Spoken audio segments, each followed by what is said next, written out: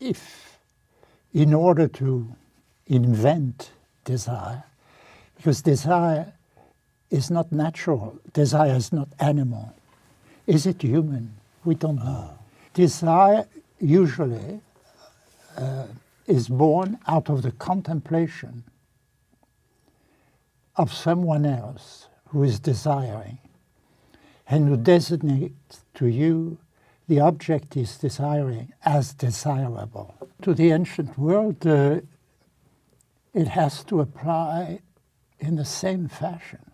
The objects are different, but the structure of desire, the triangular relationship of desire, object, model, and subject, are the same. But I'm serious about the format of this thing. See, if we restrict ourselves to lecturing, then we've got to know what we're talking about, and we have to refine a topic down to something which becomes quite trivial, usually. And I am very deeply concerned that because of this phenomenon, we never really address our minds to such a vast issue as I have calmly written, with my hand shaking, as the title for us to look at tonight. Because where does one start? And where does one finish? And how can one say anything at all coherent that hasn't already been said before, that doesn't seem to be the topic of a very glossy Sunday supplement or one of those things? I want to, if I can, to create an atmosphere in this room tonight where everybody is really personally wrestling with what on earth this means. The notion that we would like people to be able to express themselves in their own spirit, in the development of their society, and in every other conceivable way. We have only to say that, please note, to realize that most people in the world have no more hope of doing this than of jumping over the moon, because the world exists in a state of tyranny. Okay, so we're returning to the subject of blood pyramids. Of course, I wasn't done thinking about blood pyramids. This probably won't be the last video about this. It's very synchronistically selected for this topic. And so that's going to be the first thing we're going to talk about today. Just get right into it here. My COVID precog story, which is really the story of me becoming really aware of this thing in a deeper way. I mean, look, we're all aware of the blood pyramid. One becomes aware of it. I'm talking here, of course, about fundamentally about human social hierarchies. But recently I've been rebuilding my model of this thing in a much more detailed way. 2, we're going to read kind of the introduction to pyramids of sacrifice to establish some basic ideas about the blood pyramid. Then what we're going to do is we're going to learn some fundamental concepts from cybernetics, which is a branch of information theory. And there's a bunch of stuff we're going to look at here. We're going to look at measures of complexity. We're going to look at a whole bunch of stuff to do with control and regulation. A little bit to do with ideas to do with error correction. That kind of relates to the subject of control, of course. And we're going to learn all those things so that we can understand a cybernetic model of the blood pyramid. It was developed by a cybernetician named Stafford Beer, and he called it a model of chronic societary triage. Now, I wouldn't say this is the model of the blood pyramid. There's no such thing. The blood pyramid is a complex transcendentality in and of itself. We're not going to be able to model it in a state-accurate way, which means that any model we have of it is going to necessarily reduce its complexity. So Stafford has developed a particular model of the blood pyramid that focuses on a particular thing. And like most of Stafford's models, it's interested in complexity flow itself. It's really a model of complexity flow in relation to paradigm structures through the different layers of the blood pyramid. So I really want to understand this model. And in order to do that, we have to learn these cybernetics things. But to understand kind of the applicability and the meaning of this model, we have to understand this stuff, this sociological stuff from Pyramids of Sacrifice. So these two things are kind of along the road to understanding Stafford Beer's model. And then I think that'll be that for this video. So I'm going to start with the COVID precog thing. Man, I don't even really know where to start with this story because it's all kind of live and a bit disjointed. I guess I already gave kind of a fractional account of it in the last Blood Pyramid video, where, what were we discussing by the end of that? It was all that stuff to do with the automatic drawing that became reactivated for me around this image of the blood pyramids. I'm going to give a very brief sort of summary of that half of the story. That half of the story is just that I started having these weird, I'll call them visions because they were daydreams of a clearly autonomous sort, you know. They were triggered probably by reading Girard, I think. I don't remember exactly the order in which I was dealing with all this material. So I just began to have these strange pictures in association with it of blood flowing through those hierarchical compartments. And I was visualizing it as these weird kind of fountains and things. It's kind of like cascades of liquid, or at one point I think I even had in mind like a kind of weird like bean machine style thing, you know, kind of like the pachinko game thing or whatever those are. But always with the notion of blood, which would represent life force. It also represents somehow suffering itself. Now I'm still working out exactly my idea about the way that this suffering displacement occurs in these hierarchical social systems, because I think it's motivated by something a little surprising in the end. I think it's motivated by something to do with the nature of complex modelers, which is my kind of way of describing what it is that humans are doing informationally all of the time in the background of every human experience or encounter. There are modeling problems going on. It arises out of emergent effects that happen when you get a bunch of modelers that are built this way together in a big group where they're all modeling each other simultaneously.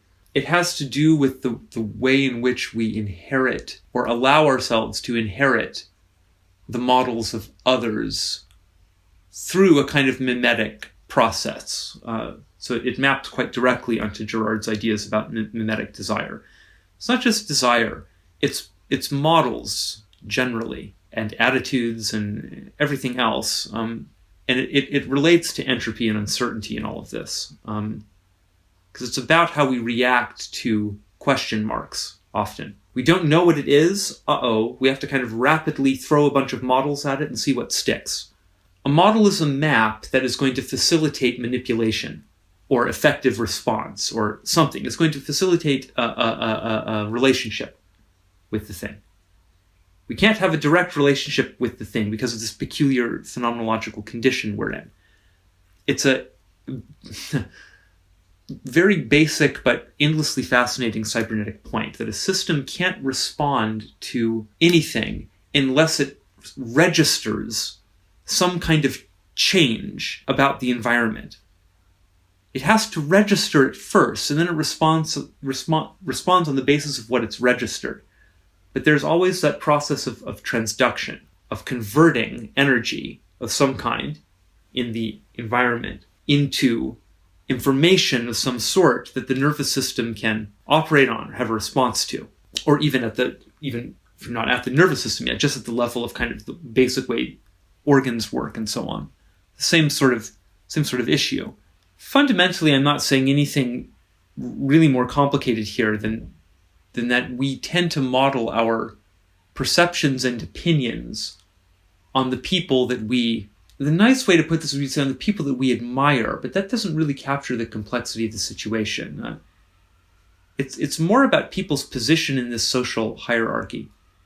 And so here's really the crux of this idea. Is I think it has to do with the actual repercussions of the models that people hold. And the repercussions are mediated by power structures.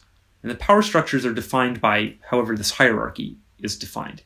And exactly how it's defined is going to be up to many complicated things. A lot is to do with instinct, a big part of the social hierarchy in any society, probably, unless it's one that is really specifically attempting to kind of shun ideas about earthly beauty or something like that. I guess we could imagine maybe interesting limit cases, but most societies end up privileging physical beauty in some way. It tracks instinctual preference, and there's a kind of a I don't know how to say this, like an impression of these basic instinctually motivated hierarchies always in the big social hierarchies. They kind of grow around these basic instinctual things. So very often you have those kinds of notions in there. It's going to be partly just about like physical beauty is going to shunt people into these different positions in this thing. Wealth very often is going to put you into different, et cetera, et cetera. You can imagine all these different dimensions of privilege, let's say, that position you in different areas. And the different areas afford you these different degrees of power. I mean, part of it is that these people may have a lot of direct power to harm or help you. That's especially true if they're above you in this thing, but it's true even if they're just kind of lateral to you. People, it's kind of definitional that if you're in this same area of the social hierarchy, you have more or less equal social power. It depends, of course, on how finely you end up dividing this thing, but get the basic idea. There's a very specific thing that happens, I think, though, which is that the models and let's say opinions for now, that people in higher or equal positions to you in the hierarchy hold are the ones that you are going to tend to mime to the extent that you are miming other people's models. And most people do. It's just sort of set up into the way that most societies work. People have role models, they have idols, they have people that they look up to who represent different success paths through the socially maintained game spaces, right? Let's think of an example of one of these games like that you could play in society. I today would like to pick one that has no relation really to my actual life. And so I want to imagine that I'm going to become a real estate agent. That's the game I want to play. And so it's inevitable that I'm going to be on some level looking at this as a game that I have to play. I mean, I think of it as game. You might think mission or job or challenge or something, but it's all the same thing. It's just there's a problem that you need to solve. And so you're going to be strategizing about how to solve it. I'm at position A, and I need to get to position B. That's the prize. That's the goal. And that's going to be me being this successful real estate agent.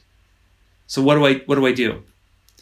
Well, one of the first things I'm going to do is I'm going to consult my society, probably, because it's the thing that gives me structure and meaning, typically, if I'm annoyed. Very broadly, like, how do I be successful at a game, society? I want to do. And society is going to say, well, you have to educate yourself about this, and you have to learn from people who know about this. There's also just an innate learning ability, obviously, that human beings have through imitation. So you're going to start to look at other people who have already played this game successfully, and they're going to become your role models, and you're going to try to imitate them in various ways. You might try to imitate their behavior, but if you're a little bit smart, you might think it's really not so much about the particular behavior paths, because they were in slightly different starting positions, and they're different people with slightly different skill sets maybe that I have. It's more about the mindset that these people had, maybe. It's more about a kind of a more abstract way of thinking about their approach or their style at this, And if you're really, really smart, you might look at a bunch of those kinds of people that all represent slightly different approaches and try to kind of develop some meta strategies on the basis of that and so on. And so that's what you would do if you wanted to win at one of these games. It just involves copying models that other people have about these situations and about how to be successful at life and so on. Where this can get really tricky is in the self model. Just to say, my model of myself, my sort of consciously held identity definitions. Those two are often going to be defined for me by the people who I perceive as role models. Now, obviously, it's going to be a much more limited set, especially in the modern world, because I can have role models that are celebrities and so on that don't have any kind of opinion of me. But think of it more in the very local kind of environment, like take the family structure. You know, your mom and dad. What your mom thinks of you, what your dad thinks of you, that really matters to most people, even as adults, but especially if you're a child. If you're a child, you're lower on this pyramid than your parents, of course, because you just have much less power. You're not even really considered exactly like a proper member of this blood pyramid we call a society yet. You're still kind of annoyed in training, you know. And so your family unit is going to teach you a lot of definitions about yourself. And part of that is going to involve the things that your parents actually say to you about you. Those could be positive or negative things, and who knows, you know, a million different sorts of family conditions one can imagine. But there's also going to be another context, which is how they actually behave towards you. And how they behave towards you is often going to be more indicative of their actual models of you than what they might verbally and consciously articulate. So everyone's watching the behavior of authority figures and of people that have power over them and of people they admire and so on and so on and so on. And on the basis of that, they're copying models not just about other people and other situations and so on, but they're also copying models about themselves. So my understanding of myself might end up being very contingent on what my best friend thinks about me, or what my girlfriend thinks about me, or what a big authority figure like my PhD advisor or etc. thinks about me, you know. My boss thinks about me. Now maybe I just hate my boss and I don't give a shit what he thinks about me, you know. There are all kinds of options like this, of course. One can stances one can adopt as a human being. But even if I have that opinion, I'm still probably very worried about what my boss thinks about me. Not just because of his ability to directly wield power against me, like he could fire me and so on, but also because all the other people in the company are also in that same kind of weird dependent situation with the boss man. And so therefore have a kind of an investment in going along with whatever boss woman, let's include both here, has to say. And so if you're not getting any respect from your boss, who treats you like a total underling or like an idiot or something, it's very likely your coworkers will start to treat you that way as well. It's going to seem to you as if your identity itself is under the direct kind of attack of all these other models that are hovering around outside of you and other people's psyches. That's a very anxiety-producing sort of situation to be in, of course, and so that's really kind of the root of social anxiety, let's say. Anyway, I was thinking about all that kind of stuff in relation to Girard and these ideas about sacrifice, the sacrifices that societies make to maintain kind of like sacred illusions that are necessary to stabilize the way of life. You know, in order to keep living within the reality construct that the society has built for itself, you know, there's always going to be some kind of repression involved to do with the people that are most harmed by those constructs, obviously.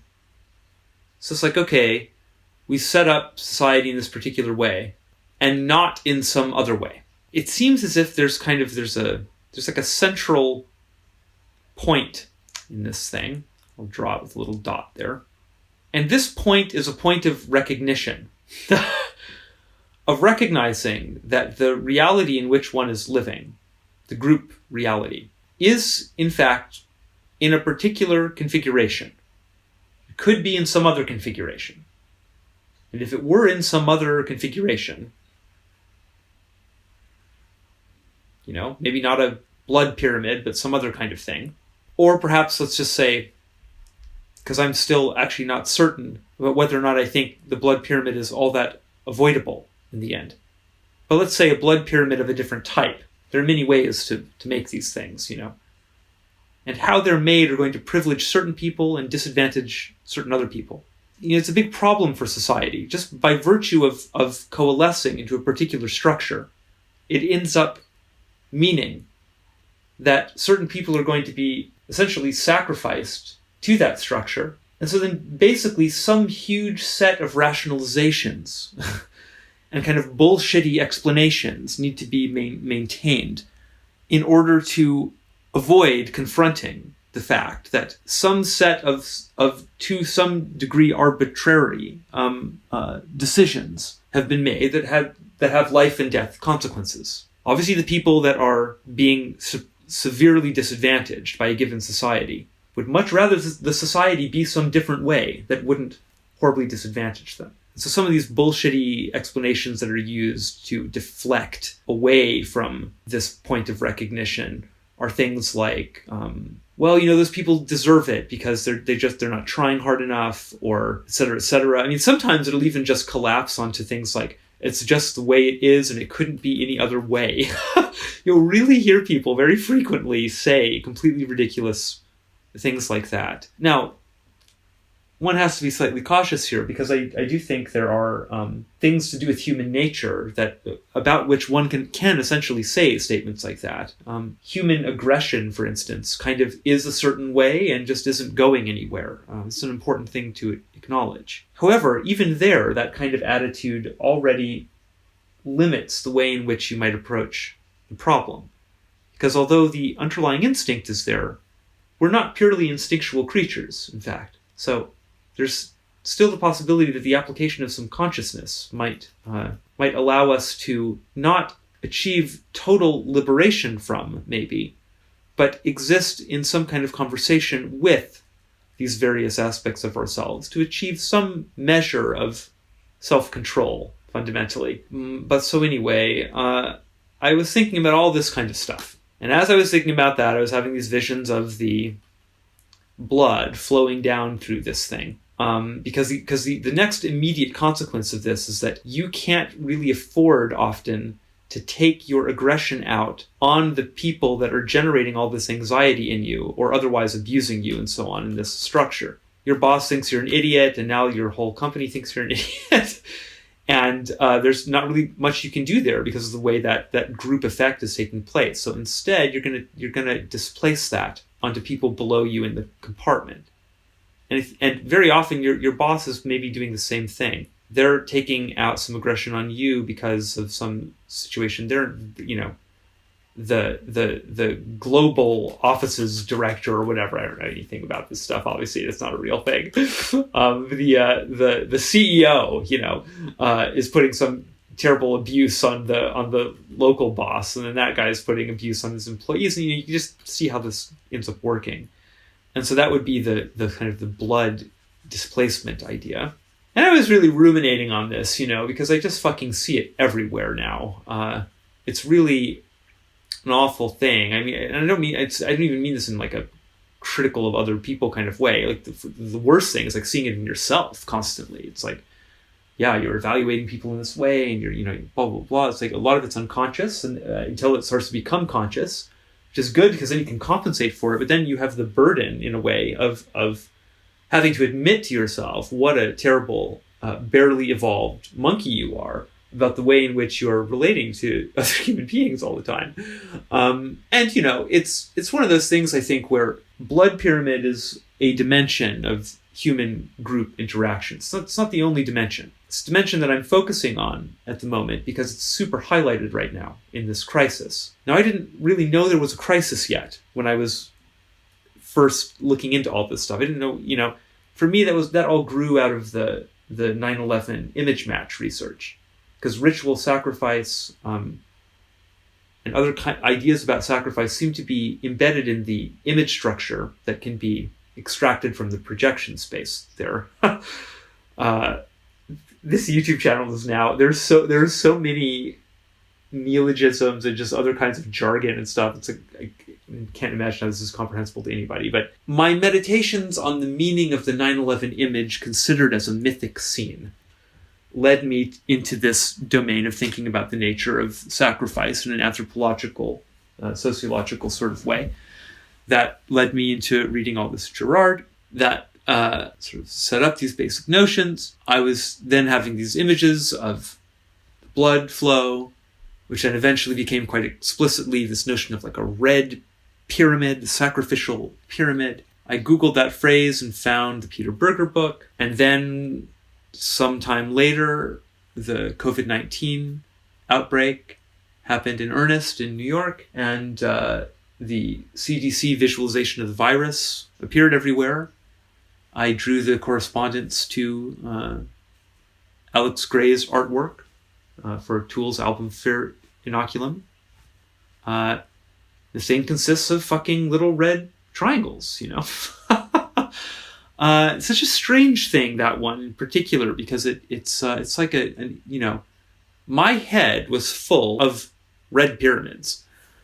I mean, for weeks, you know, or a week and a half or something leading up to this. I've been thinking about this notion of the social hierarchy and the way that societies sacrifice people to that pyramid, metaphorically considered, you know. It's as if suddenly little red pyramids are on everybody's mind, but the blood pyramid itself is now on everybody's mind because the virus is hitting the different social compartments in different ways. You know, what this pandemic means is very different depending on the compartment of the blood pyramid you're inhabiting. And furthermore, the entire thing can be thought of as a big sacrificial demonstration to the Western model, the Western way of life. And I have in mind specifically neoliberal economics and everything that goes along with late stage capitalism and the particular nightmarish instantiation of that we have in the United States. You know, things about this crisis could have been much, much better handled by a society that valued the public good over the bottom line. But we don't, actually. And that's very, very visible now. It's very highlighted. So the blood pyramid has been illuminated in multiple ways at this precise space-time node, I would say. Hence this crazy video I'm making. So, okay, that's my little story about how weirdly, syncily, magically connected I feel to this. We're now going to switch modes into a very left hemispheric mode here. We don't do enough of this on the channel. It's my ambition to really start bridging the hemispheres, as it were, in a deeper way here. So I'm going to start pulling on my sort of the PhD half of my identity here, and we're going to read some very nerdy academic stuff here. I'm just going to read this. I don't know if I'll put some cheesy music underneath it or something later, maybe. So this is just the prelude to this book. The Great Pyramid at Cholula. Cholula is a small town in the Mexican state of Puebla. It is the site of the archaeological excavation of one of the largest pyramids in Mesoamerica. What was once the Great Pyramid is today a fair-sized mountain, covered with trees and shrubs, topped by a rather undistinguished church.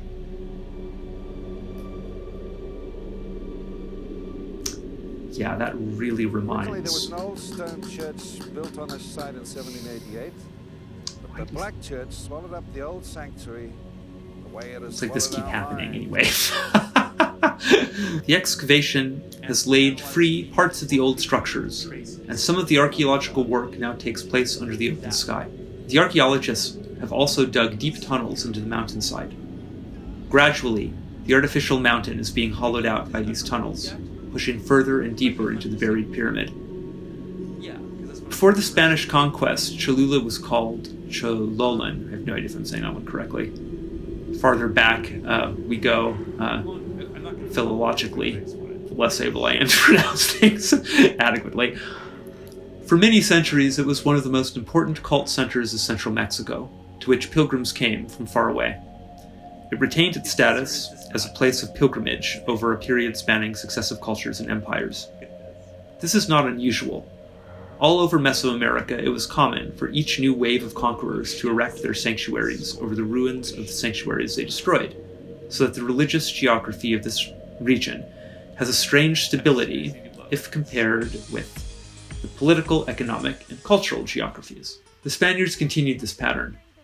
Unlike other Mesoamerican cult centers, however, the Great Pyramid at Cholula was built not at once, but level by level over a period of centuries. Each new occupant of the site did not just build sanctuaries on top of sanctuaries, but new levels of one ever more gigantic structure. Cholula has been continuously settled, at least from the beginnings of the Teotihuacan period. I'm sure I butchered that one. So, it was an important town during the time when the empire of the Teotihuacan dominated most of the region. In the 9th century, the Olmecs came from the south, conquered central Mexico, and made Cholula the center of their state. Later, the Toltecs came from the north and conquered the area. It was they who brought with them the cult of Quetzalcoatl. I know how to say that one because the movie is a serious 9/11 precogger. Anyway, the god of the feathered serpent, probably the most bloodthirsty deity in the history of human religions. The Aztecs, too, maintained Cholula as a holy city and place of pilgrimage. At the time of the Spanish conquest, Cholula was said to have contained 400 temples, grouped majestically around the Great Pyramid. Cortés, faithful to the role of Quetzalcoatl Redivivus, in which the Aztecs first cast him, staged one of his bloodiest massacres in Cholula, where he stopped briefly on his march up to the Valley of Mexico. After that, when their rule was firmly established, the Spaniards destroyed all the temples and buried the Great Pyramid under a mountain of dirt. They not only built a church on top of the artificial mountain thus created, but also an estimated 300 churches all around it, possibly making Cholula the most churched town in all of Christendom. It's an amazing fact. If one stands on the mountain today, one can still see many of these churches, forming a huge ring circling the site of the pyramid, to make sure that the old gods would never again emerge from their tomb. Wow, that's almost literally like this notion of the point of recognition at the center has to be sort of protected against with by some kind of magic circle, boundary that oughtn't to be transgressed.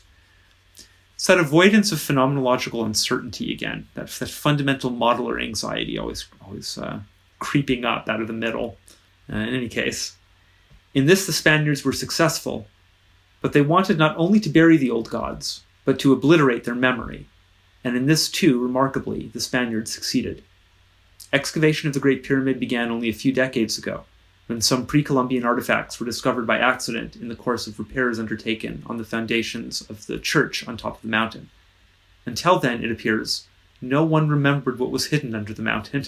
Most of the churches are in ruins now, some just fallen into disuse, some burned down during the Mexican Revolution, but only a slight expansion in the notion of mythology is needed to see that the cultic continuity has, after all, remained unbroken.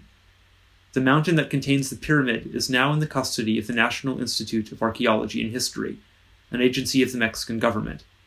And right next to it rises the new campus of the University of the Americas, a monument to modernity erected by Yanqui missionary zeal. There are scholarly debates as to the degree to which the ancient civilizations of Mexico can be called theocracies. In any case, there is no doubt that there existed close relations between priests and warriors, between those who constructed the theories and those who built the empires. The history that we know of is, almost exclusively, the record of what these two groups thought and did. What about all the others? The peasants? We can only surmise what they thought about the pyramid. We do know that it was they who built it. They carried the stones. They piled them one on top of the other. They sweated in the hot sun. If they were unlucky, they ended up as victims on the sacrificial platform. And they were silent. The Great Pyramid at Cholula provides a vision of a succession of theoretical schemes, each embodied in stone and superimposed upon successive generations of silent peasants. To see Cholula is to understand the relation among theory, sweat, and blood, for the pyramid was not designed for aesthetic purposes, as an exercise of art pour l'art. The meaning of the pyramid was provided by its sacrificial platform, the theory behind which was cogent and implacable. If the gods were not regularly fed with human blood, the universe would fall apart. Model collapse. The Aztecs distinguished themselves by realizing that theory with extreme consistency. They ravaged the region under their domination in quest of victims, recruiting them through conquest, by way of tribute, and in the ceremonial combat of the Wars of the Flowers. It is estimated that in one single year, not long before the Spanish conquest, 10,000 victims were sacrificed to Quetzalcoatl in Tenochtitlan, the modern Mexico City, alone. We have a description of one of the great ceremonies in that city, during which victims were lined up for the length of more than a mile, waiting for their turn on the sacrificial platform. There may be a philosophical lesson in the spectacle of a Mesoamerican Auschwitz. There is also a political lesson. The unity of theory and practice in the Aztec Empire was almost certainly a prime cause for its rapid collapse. If it had not been for the Aztecs' radicalization of the sacrificial cult, it is doubtful whether the Spaniards would have had so easy a time enlisting the support of other ethnic groups in the destruction of the Aztec Empire. Consistent application of theory can have some thoroughly unforeseen consequences. It is useful in this context to recall that at least in so-called advanced civilizations, theories are generally the products of professional theorists, that is, of the kind of people we call intellectuals today. History is not only a succession of power structures, but of theoretical edifices, and every one of the latter was first thought up by somebody. This is so regardless of who conned whom at any given moment, whether it is a case of intellectuals convincing the wielders of power to carry into practice some particular theoretical scheme, or power wielders hiring intellectuals to concoct theories that will legitimate the particular exercise of power ex post facto. In either case, there are intellectuals in the woodpile. I love Berger's writing style, incidentally. He's a joy to read.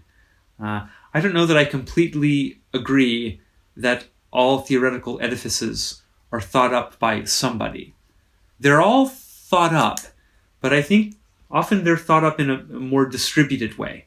I don't think it's always a matter of one intellectual or one group of intellectuals arbitrarily inventing something and conning other people or so on, into believing a thing.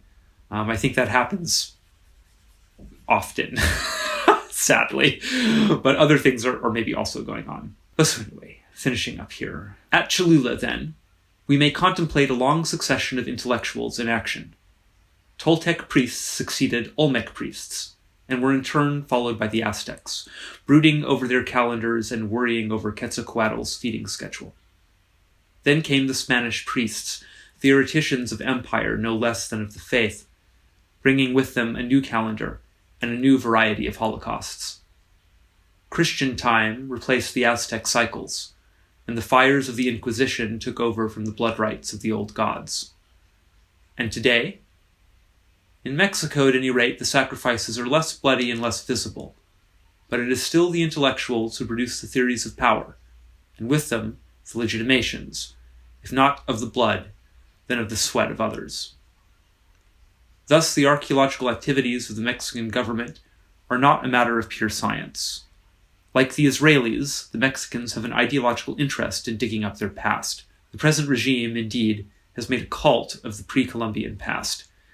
It has decorated its public buildings with murals idealizing the past, always depicted in sharp contrast with the horrors of Spanish colonialism. And it has built a magnificent monument to the same past in the National Museum of Anthropology in Mexico City. Thus, the archaeologists laboring on the Great Pyramid at Cholula are not that far removed from the priests who were once in charge of that structure. Nor is the university next door devoid of continuity with these archaic events.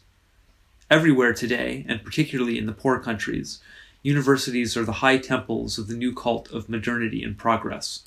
Out of the universities come theories that propose the new calendars for human life, including the new schedules for sacrificial offerings, be they in blood, or in sweat, or in both.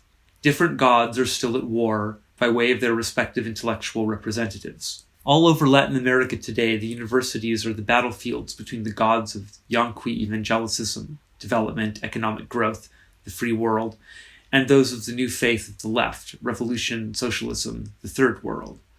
In both camps, it is the intellectuals who proclaim the myths and work out the theories, and usually the others who pay the price in sweat and blood. Then, as now, intellectuals are generally in a good position to avoid the sacrificial platform, although not always. Recently, and this book is from the 70s, I think, so all of this stuff about the current state of Mexico and so on should be calibrated historically. So recently, 50 years ago, at the University of Puebla, only a few miles from Cholula, several students were killed in skirmishes between rival ideological factions. And in 1968, at the Tlatelolco massacre, maybe I said that right, it was mainly students who died under the guns of the Mexican army. There are times when theory is dangerous business, even for theoreticians. Still, on the Pyramid Mountain at Cholula, it is the peasants who continue to carry the stones and who sweat in the hot sun. It is they who labor in the dust, still wearing the straw sandals depicted in Aztec bas-reliefs. In Mexico, since 1910, they have been less silent than they used to be, but it is still mainly others, power wielders and intellectuals, who claim to speak for them. And if sacrifices are to be made, be they as costs of development or as the price of revolution, it is they who will supply most of the victims. Berger's kind of coding there whether we're in a capitalist or a socialist context. He'll go on to define progress and development and growth and so on as being fundamental to the myth underlying capitalism, and revolution as being the myth underlying socialism. Octavio Paz, in his essay Critique of the Pyramid, has suggested that the Aztec Pyramid provides the clue to the history of Mexico, from the sacrificial cult of Quetzalcoatl to the Tlatelolco massacre. In all likelihood, this is giving too much weight to the metaphor. All the same, the metaphor, taken qua metaphor, has implications far beyond Mexico. Thus, the Great Pyramid at Cholula provides a metaphorical paradigm for the relations among theory, power, and the victims of both, the intellectuals who define reality, the power wielders who shape the world to conform to their definitions, and the others who are called upon to suffer in consequence of both enterprises. In speaking of the Aztec system, Paz calls it a syllogism dagger. It is not, alas, unique in this quality. What Paz says about it may be applied to situations all over the world today. What stuns and paralyzes the mind is the use of realistic means in the service of a metaphysic, both rigorously rational and delirious, the insensate offering up of lives to a petrified concept. To me, that's like a dynamite sentence. Rigorously rational and delirious, insensate offering up of lives to a petrified concept. That's what's taking place in the United States right now. The apex everyone's talking about on the news, Questions people keep asking. that represents the maximum number of dead per day, basically. That will be the apex, and then the numbers will start lowering on the other side. You see this pyramid language, it's really in the air right now. We're all talking about the apex of a thing. But it's also the apex of sacrifice, because this number didn't have to be that high.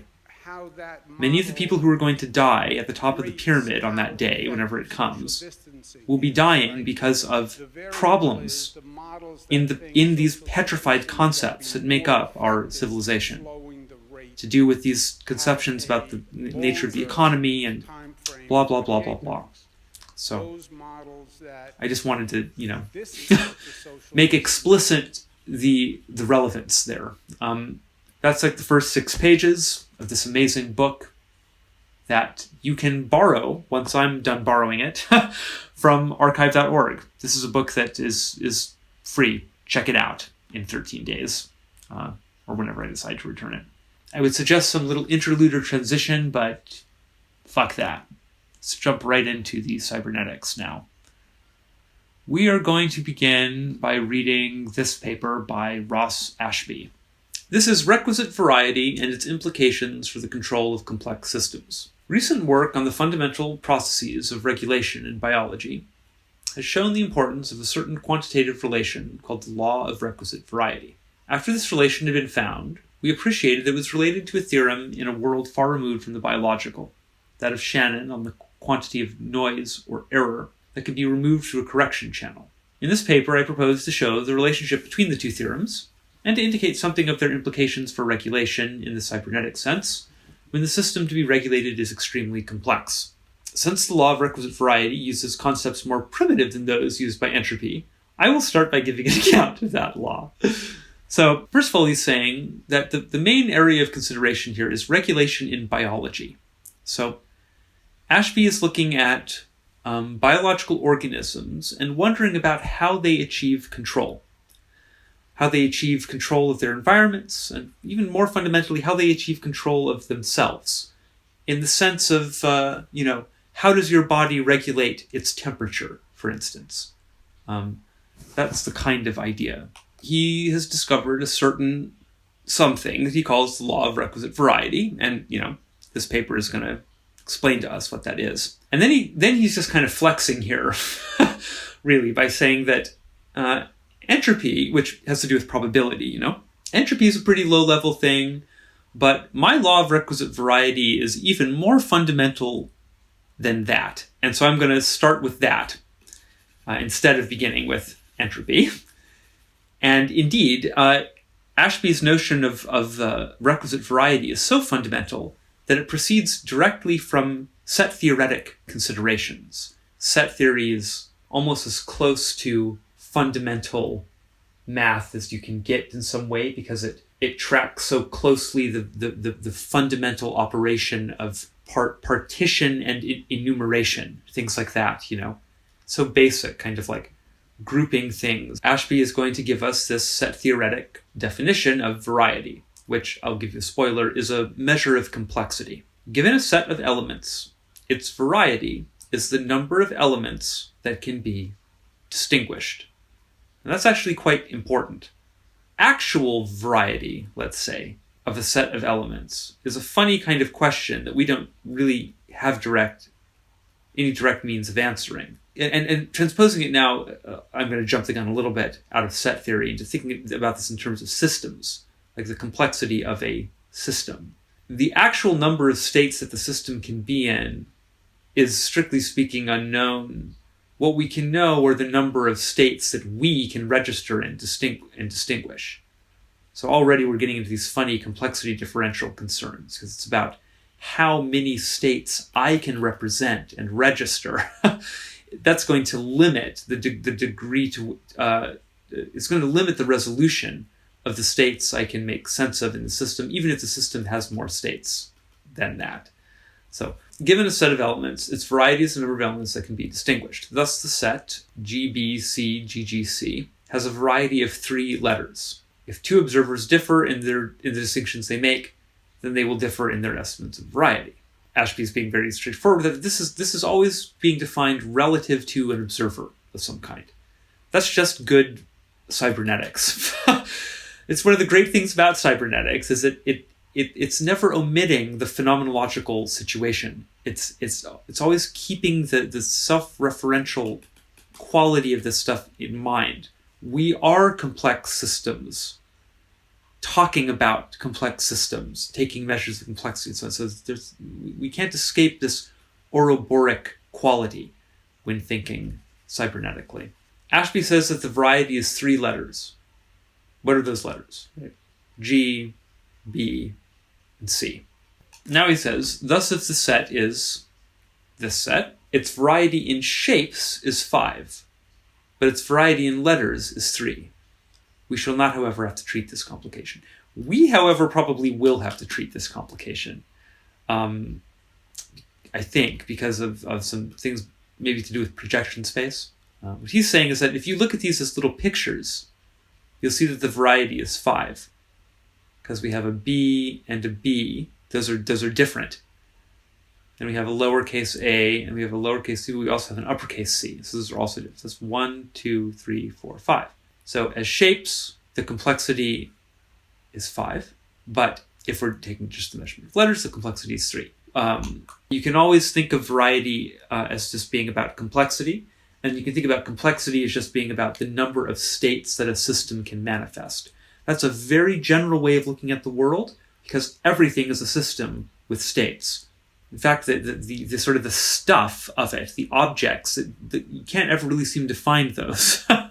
Anytime you think you have an object, you start to look at it a little closer, you realize it itself is another system. So this is just a very weird and interesting thing about reality, it seems to me. Ashby says we should not treat this complication, so we won't treat this complication for now. For many purposes, the variety may more conveniently be measured by the logarithm of this number. If the logarithm is taken to base 2, the unit is the bit. The context will make clear whether the number of its logarithm is being used as a measure. So this is just about the fact that if you're dealing with an actual, not like a toy system, but an actual system in the world, it's going to have very, very many states. And so you're going to start dealing with really huge numbers really quickly. And so in order to avoid that problem, because it just becomes very unwieldy to move these huge numbers around, when doing calculations and so on. Instead of saying 256, you can use the number 8. 8-bit, right, means 256 individual states. By the time you get to 16-bit, you're dealing with... I don't remember off the top of my head, let's calculate it. So you see already, just by going from 8 to 16, we have this huge increase in numbers from 256 up to 65,000 and so on as you go up with these exponents. By the time we get to 32, we're dealing with massive numbers already. So that means we can just say that the variety is a 32-bit variety instead of using a giant number. That's all that's about.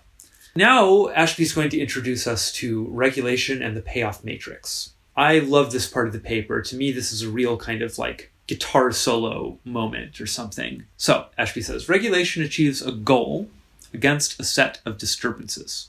Just here, I want to pause and say, you can start to see how different the cybernetic view is from other kinds of information theories, because it's so grounded in operation.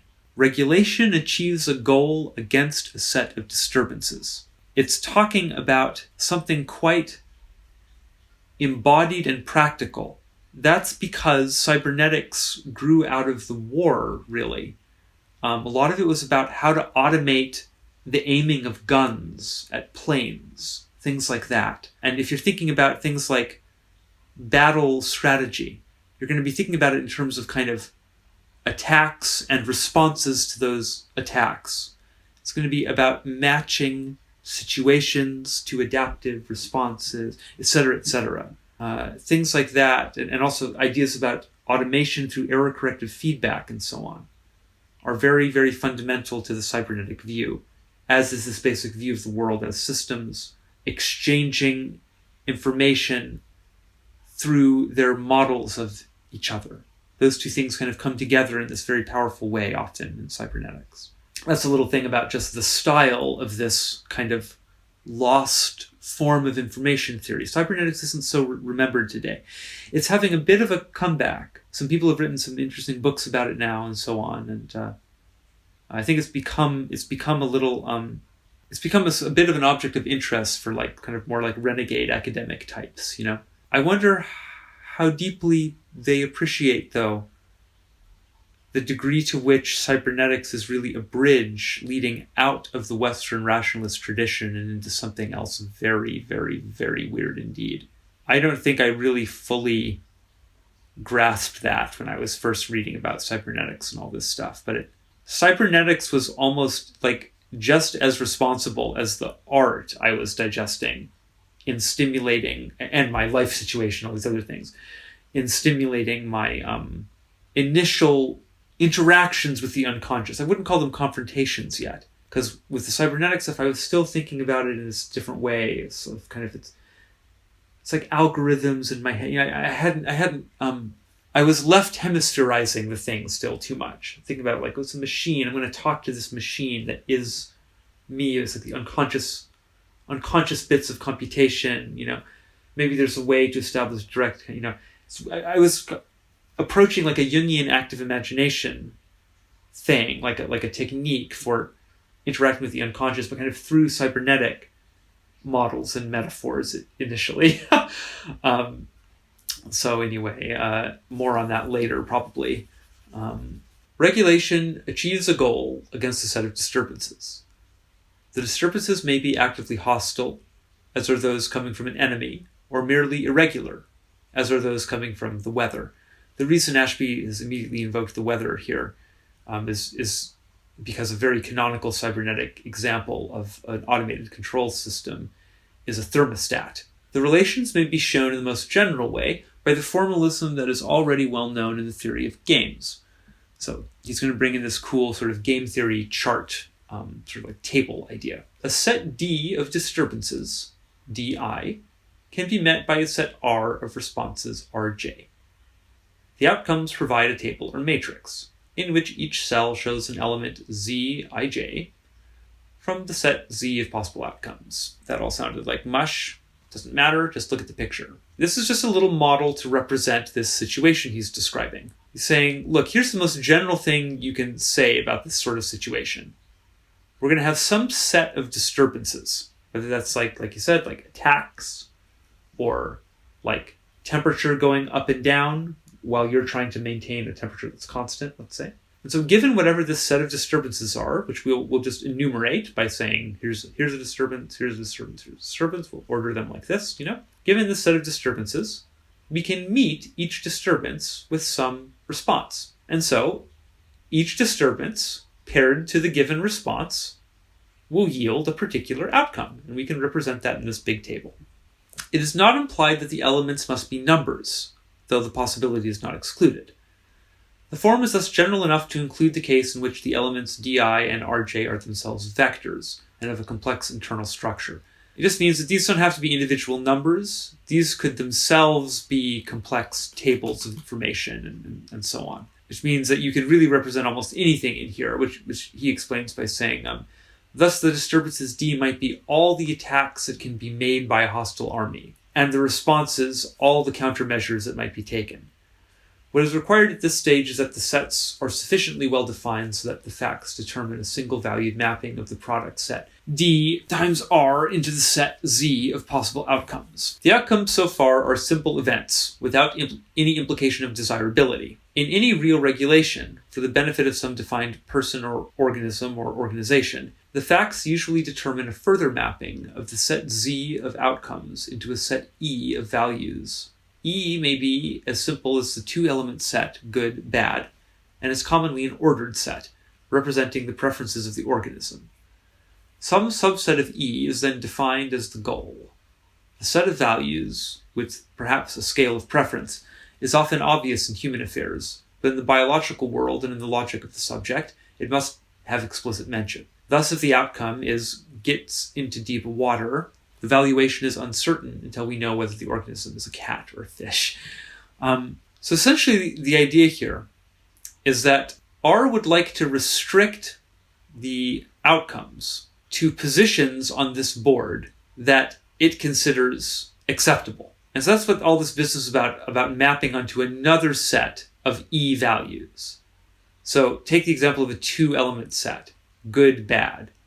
What Ashby's saying there is literally, we'll go through and we'll mark each one of these positions as being either good or bad. Let's say green represents good in our little schema. So these are all the good positions on the board, and these will be all the bad positions. He's defining that operation mathematically there by saying that you would make a mapping between this set, this total set, defined by the relationship between D and R, and some other set. Like he's saying, it might be an ordered set. It doesn't have to be a two-element set. You can have all kinds of complexity in how you converge onto your sort of value map here. But let's take the very simple case of, like he says, just a two-element consideration. We're going to say there are good outcomes and bad outcomes. We're not going to have any gradations yet. And we're just going to try to match each disturbance to a response such that we only land on the good outcomes. So that's going to be this subset of E that is defined as the goal, the good, let's say. If our goal was to be good. If our goal was to be bad, then we would optimize for these red positions instead.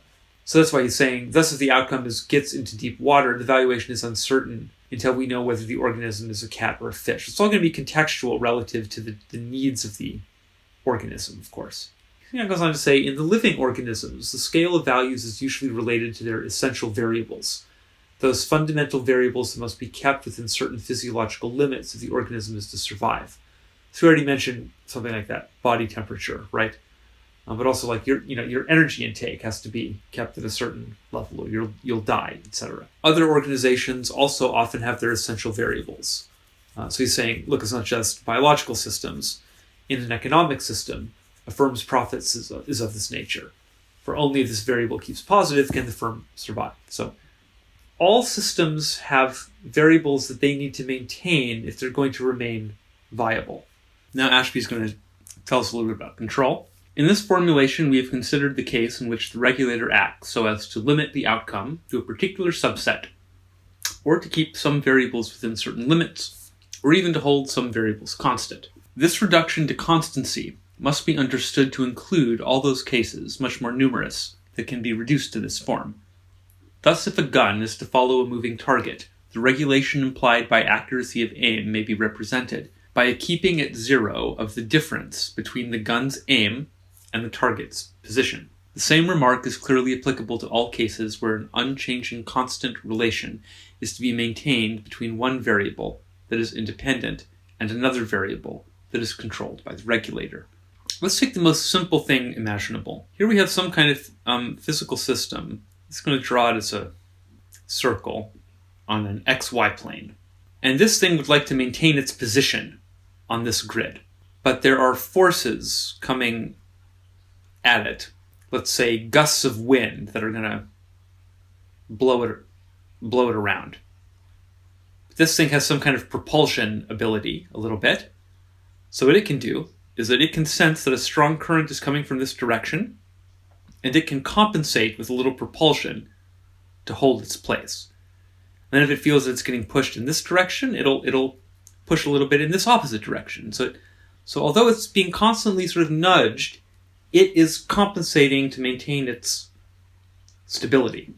And it does that by matching disturbances with some kind of sort of like compensationally arranged responses that will allow it to maintain something steady.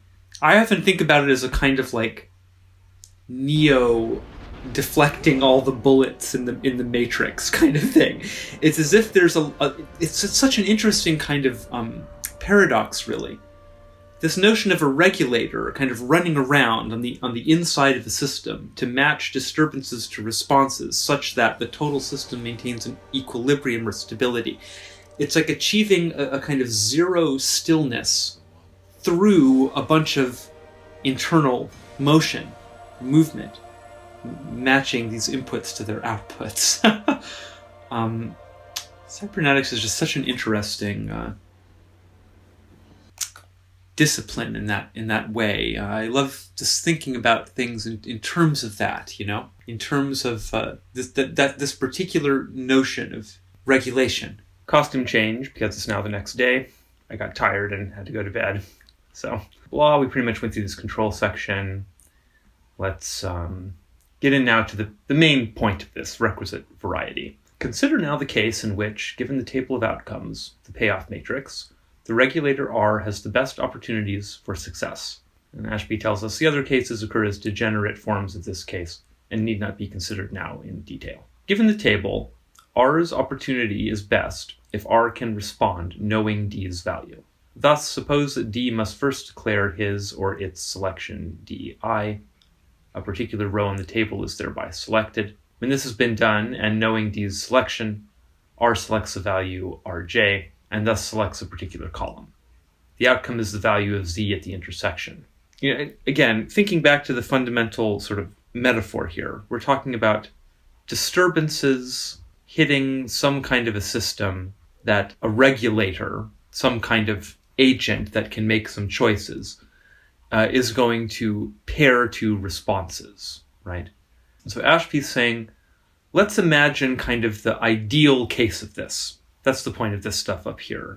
We don't have to worry about these other cases because they're gonna be special cases within the general case, I would suppose, that we're going to establish by thinking about this ideal scenario. So we're going to exclude all the complexity that would be involved in thinking about how the regulator knows about the incoming disturbance. We're just going to sort of imagine that D announces its state to R. And indeed, if we wanted to think about a situation in which R did not have clear and true access to the state selection of D, we would then be dealing with a situation in which R had some uncertainty about D, and then we would be introducing Shannon's entropy equations into this situation.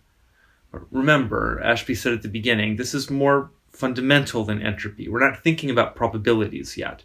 We're just trying to think about sort of system states and complexity capacities, complexity handling capacities. So if outcomes A, B count as good and C, D as bad, so let's mark that up here. Now we've applied our value projection onto the thing. If D selects D1, R must select R2, for only thus can R score good, right?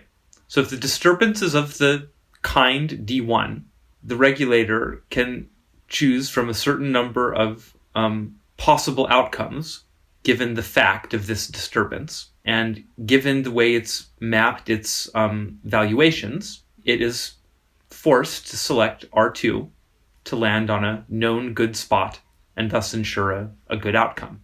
If D selects D2, on the other hand, R may choose R1 or R3, right? Because those are both acceptable outcomes.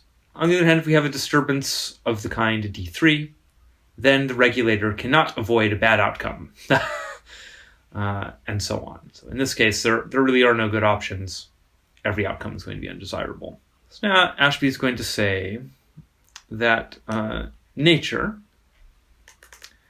and other sources of such tables provides them in many forms, ranging from the extreme at which every one of R's responses results in good, these are distinctly rare, to those hopeless situations in which every one of R's responses leads to bad.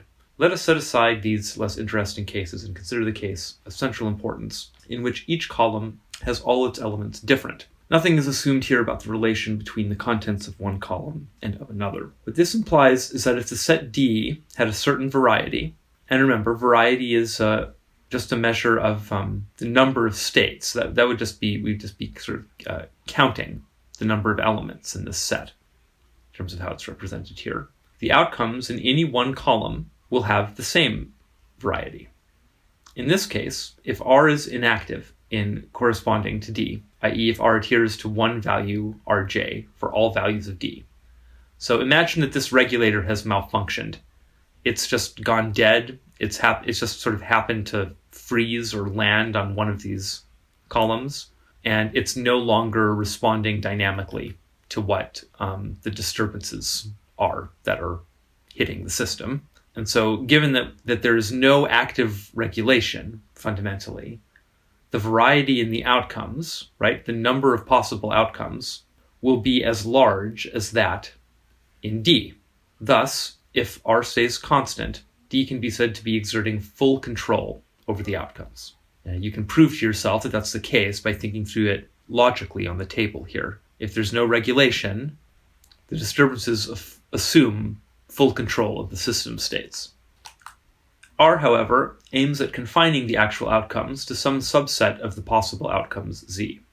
It is necessary, therefore, that R acts so as to lessen the variety in the outcomes. So fundamentally, the regulator is going to be selecting some narrower set of this thing that's been defined for it as acceptable outcomes. So now Ashby says, if R does so act, then there is a quantitative relation between the variety in D, the variety in R, and the smallest variety that can be achieved in the set of actual outcomes. Namely, the latter cannot be less than the quotient of the number of rows divided by the number of columns. That might sound a little confusing. Quotient just means the way that the result of multiplication, 2 times 2 equals 4, we'd call that the product. 2 plus 2 also equals 4. We'd call that the sum. And if we were to do 2 divided by 2, which would be 1, that would be the quotient. So Ashby's just saying the result of the number of rows divided by the number of columns. So say that the variety of the outcomes must be greater than or equal to the variety of the disturbances divided by the variety of the regulator. The variety of the outcomes must be greater than or equal to, i.e. cannot be less than, the variety of the rows, that's just going to be the number of elements in set D, so that's the variety of D, divided by the number of columns. The number of columns is going to be equal to the number of elements in set R, which is the variety of R. And I think you can see intuitively probably how that makes sense, right?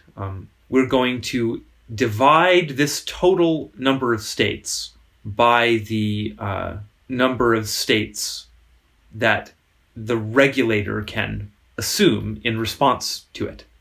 And that's going to delimit. We can't have any fewer states than that. If the varieties are measured logarithmically, this means that if the varieties of D, R, and actual outcomes are respectively variety of D, variety R, and variety of O, then the minimal value of the, let's just use what these things stand for, the minimal value of the variety of the output is the variety of the disturbance set minus the variety of the regulator. Say that again. The minimal value, so the minimum number of states we can have at the output, is going to be the number of disturbances minus the number of states that our regulator can assume in response to those disturbances. If now the variety of the disturbances is given, the variety of the output's minimum can be lessened only by a corresponding increase in the variety of the regulator. This is the law of requisite variety. So, if we have a certain number of disturbances, and we take that to just be a constant, more or less. So in other words, if we're trying to restrict those outputs to a smaller set from, say, any old outcome to, say, only the good outcomes, which is going to be a lessening of the variety. The only way to lessen the variety of the output, given that the number of disturbances are fixed, is obviously to increase the variety in the regulator. So he says here, what it means is that restriction of the outcomes to the subset that is valued as good demands a certain variety in the regulator.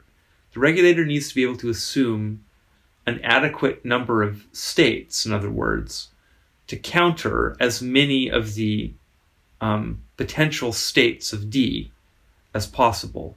So he'll explain it now in a slightly different way as well.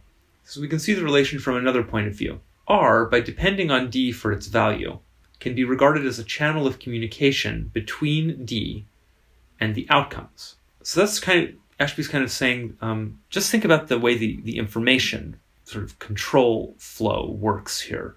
The whole point of this regulator is to counter the effects of these disturbances. And so what it does is going to be completely determined by the state of D in conjunction with its value mapping. It's the sort of additional value mapping set that Ashby defines. So on the basis of what it thinks is a good position to be in this matrix, it's going to assume the best position it can given what D is doing, but that means that it's really sort of slaved in a sense to the actions of D. And so there's still a path of communication between D and the output.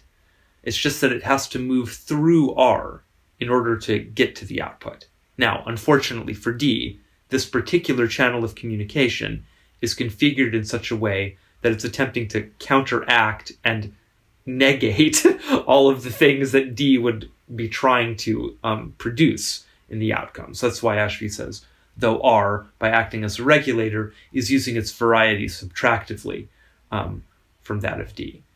But even though that's the case, that's a sort of special case of just a more general sort of information diagram we could draw, which Ashby supplies for us here. The functional dependencies can be represented as in figure 1. This diagram is necessary for comparison with figures 2 and 3, which are going to be, I think, entropy. Well, this is a cinetic variable thing. And then we get to Shannon's theorem 10 stuff. So Ashby's just saying, I'm drawing it this, maybe there's a better way to draw it, but I'm drawing it this way specifically so that we can compare it against these other diagrams from these other papers later. So anyway, he gives us this diagram, and he says the value at D threatens to transmit via the table T to the outcomes Z the full variety that occurs at D. For regulation, another channel goes through R, which takes a value so paired to that of D that T gives values at Z with reduced variety. So this is just the same thing we've been saying over and over again. It's just yet another way of describing how this regulator is going to take moves relative to the incoming disturbances in order to maintain control of the outcome. The statement that some limit cannot be exceeded may seem rash, for nature is full of surprises. What then would we say if a case were demonstrated in which objective measurements shows that the limit was being exceeded? Here we would be facing the case in which appropriate effects were occurring without the occurrence of the corresponding causes. We would face the case of the examination candidate who gives the appropriate answers before he has been given the corresponding questions. When such things have happened in the past, we have always looked for and found a channel of communication which has accounted for the phenomenon, and which has shown that the normal laws of cause and effect do apply. We may leave the future to deal similarly with such cases if they arise. Meanwhile, few doubt that we may proceed on the assumption that genuine overstepping of the limitation does not occur. So this is a very interesting paragraph, I think. The examination candidate who gives the appropriate answers before he has been given the corresponding questions. This is basically the kind of thing we're dealing with when it comes to synchronicity. So it's interesting. Ashby is suggesting here that if you think you're seeing something like that, probably there's a secret channel of communication somewhere. So that makes me think interesting things about the unconscious, potentially, as a channel of communication. Jung is always talking about the unconscious as being a compensatory organ as well. So there are immediate sort of strange Jungian things I always want to read into this foundational cybernetic stuff, although I'm never quite at the level where I feel like I can make a concrete statement about that yet. I'm still kind of churning it all over. How to get a handle on sort of what he's talking about here. Let's imagine that we have some kind of disturber that can assume a huge number of states. Okay, so this thing can issue forth let's say it can issue forth 1,000 disturbances towards this other system that's going to attempt to counteract the effects of those disturbances. It's going to do that in the way that Ashby's outlined. Somewhere inside of it, let's say, is going to be this regulatory subsystem. Fundamentally, it's going to place this system into some sort of counterbalancing states. So if this regulator can only assume 2 different states, this thing knows how to go into a defense posture or an attack posture. And that's it. It's going to be overwhelmed probably by the complexity of strategies that this thing can enact. So Ashby's saying, look, it would be very unusual if this thing, which can, in a sense, think of it this way, this thing can only register 2 different states. So it doesn't have the granularity or the sophistication to absorb all the variety that exists in this high variety system.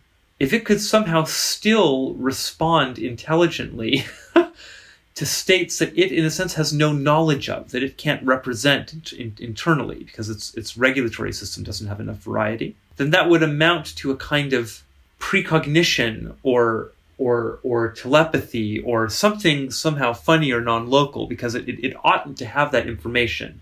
And so if it was behaving over time statistically in a way that indicated it was distinguishing between these states without having within it the cybernetic architecture necessary to distinguish those states, Ashby's saying, well, that just couldn't happen.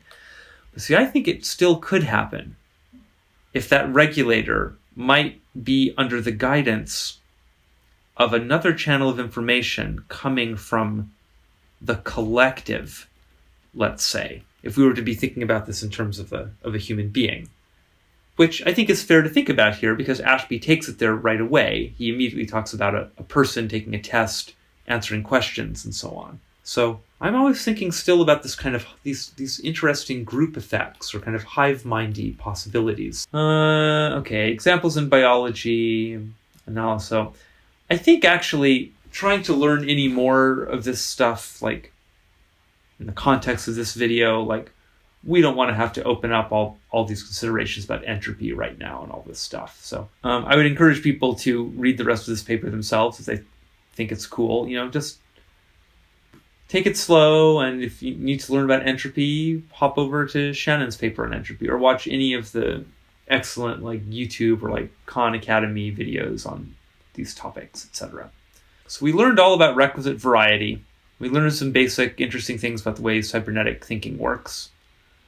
Now I want to talk about the blood pyramid again.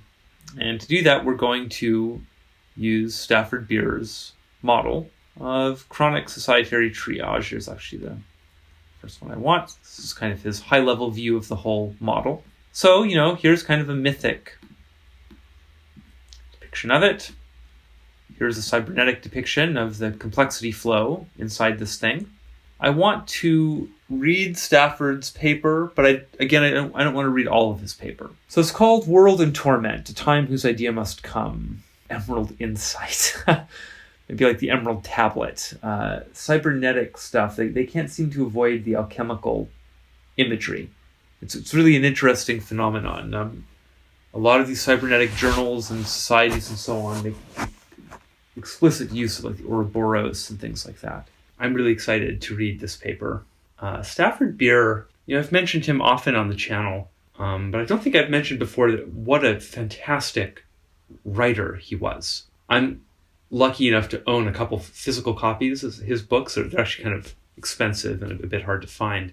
They're in storage at the moment, sadly, but they're also beautifully illustrated. We already looked at one of his figures here, This is a very beautiful schematic. I'm someone who has designed a fair number of schematics in my life, and none of them are even remotely as aesthetically pleasing as this schematic or many of the other beautiful things Stafford drew in his lifetime.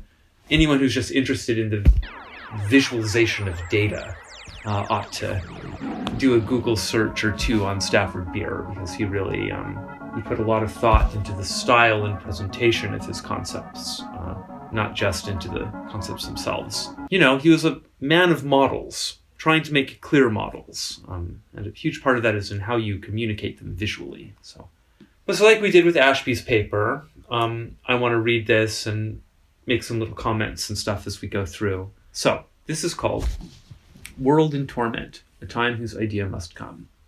It was written in 1993 in Toronto, apparently. You will remember the beginning of humankind. Our first parents were quick to get themselves into trouble. They were expelled from the Garden of Eden. I understand that Adam took Eve's hand and said, "My dear, we are living in a time of transition." Perhaps people have always felt like that. We certainly do today. Have you ever tried to list the components of contemporary change? It is easy enough to cite the marvels of modern science and technology, how the computer and television and medical science have changed our lives. If you start with such matters, it becomes a profound insight, in quotes, to observe that there has been a change in the rate of change. But that was obvious 20 to 30 years ago. for I was writing books about it then. Today my list is different. At the top is the spectacular advance in human misery. I estimate that more human beings are enduring agony today than ever before. The number could be greater than the sum of sufferers throughout history. I speak of starvation and epidemic, war and terrorism, deprivation, exploitation, and physical torture. I repeat the word agony. I am not talking about hard times. Now I wonder, I don't exactly take issue with that statement, but I'm also not sure how we would exactly quantify human agony throughout history, so I wonder how Stafford made his estimate. But in any case, the point is taken. There's plenty of such misery in the world, that's for sure. Second on my list is the collapse of the civilization which we have known in our lifetime. We are looking at the rubble which remains of two competing empires. Soviet communism has accepted its own demise. Western capitalism has not accepted it yet. But I am not making a forecast. I am examining the facts which are under our noses. Interestingly, Pyramids of Sacrifice talks a lot about this as well. It also does an explicit comparison between the paradigmatic structure of communism and of capitalism, and also the mythic dimensions of those two systems, and makes an attempt to compare them. And so Stafford's going to kind of do the same thing. Out of political correctness, no one talks about the exploitation of either nature or indigenous peoples anymore. They talk instead about sustainable development. But there is no such thing. Not only can development not be sustained, even the existing fabric cannot be sustained any longer. Stafford would probably be pleased to know that I think the conversation has progressed a bit since then. I think today there's at least some broader awareness of this basic fact that, yeah, precisely, we can't sustain development infinitely. That doesn't make sense. We're living in a finite sort of situation here, ultimately, in the ecosystem. And in particular, there has been a shift at least in the sort of the ecological sciences, from thinking in terms of sustainability towards thinking in terms of resiliency, which is a very different idea. Sustainability is all about how can we continue to do what we're doing infinitely. Resiliency, on the other hand, is about, okay, let's assume that we're not going to be able to, that we're going to encounter deep crises and challenges and so on that will cause us to transform. And so let's focus on making ourselves very robust and capable of enduring transformations. That's resiliency thinking in a nutshell. Anyway, the conversation is better, but our behavior as a species and as a society is not really any better. So, these two spectacular transitions of human agony and societary collapse are connected, not only at the phenomenal level, but also in their etiology. It is not credible that most people prefer to live under these twin conditions. It follows that we are governed by an oligarchy, by the few. It is an oligarchy of power, greed, and terror. In the most extraordinary way, we are blind to this. To take the major example, none of the phenomena which I have mentioned would be observed in its current and virulent form if there were no powerful modern armaments. There are always pacifists around, thank God, but many friends tell me that pacifism cannot work in practice. Do not say this to me, who heard Gandhiji speak in the flesh. Stafford can be wonderfully dramatic. It is not for nothing that the Sanskrit word ahimsa is so negatively translated as non-violence. Satyagraha as its complement is not understood in the West at all. It means holding to the truth. Ahimsa does not entail any lack of involvement or strong engagement. But no serious political platform anywhere has proposed to make the manufacture of armaments illegal. To the contrary, this manufacture is essential to the conduct of the existing world economy, and it is the major instrument of vicarious foreign policy by those who command it. So, the diagnostic approach of managerial cybernetics. What are we to say about the management which procreates this disastrous mess? Without jumping to conspiracy theories, or citing the illegal activities which now constitute the world's biggest industry, I assume he's talking about like global finance there, we can at least say that humankind now manages its own affairs with breathtaking incompetence. This was not always so. Small tribes managed themselves very well indeed, and without destroying their habitats. Something has been going on which seems, at least in part, to be a function of size. Why should size make a difference? Look at it this way. The number of internal relationships inside a complex system grows exponentially with linear growth in the system. And, thanks to increasing complexity in the relationships detectable between the systemic elements themselves, induced by higher technology, we have been witnessing a variety explosion where the exponential function is itself an exponent. After centuries of riding on horseback, we have achieved speeds of 28,000 miles per hour, escape velocity. Each of us knows the dramatic change in the rate of change in computing, from the abacus to the chip. Overridingly, the population explosion seems to be hyperbolic, never mind exponential. The variety, the measure of complexity, of the system which we need to manage is a new universe of galaxies, compared with the single solar system which we had to manage when the Industrial Revolution began. It has all happened within 200 years, and surely that revolution was, in cybernetic terms, the cinetic variable to which we may trace systemic change in technology, economics, and the social order alike over the period.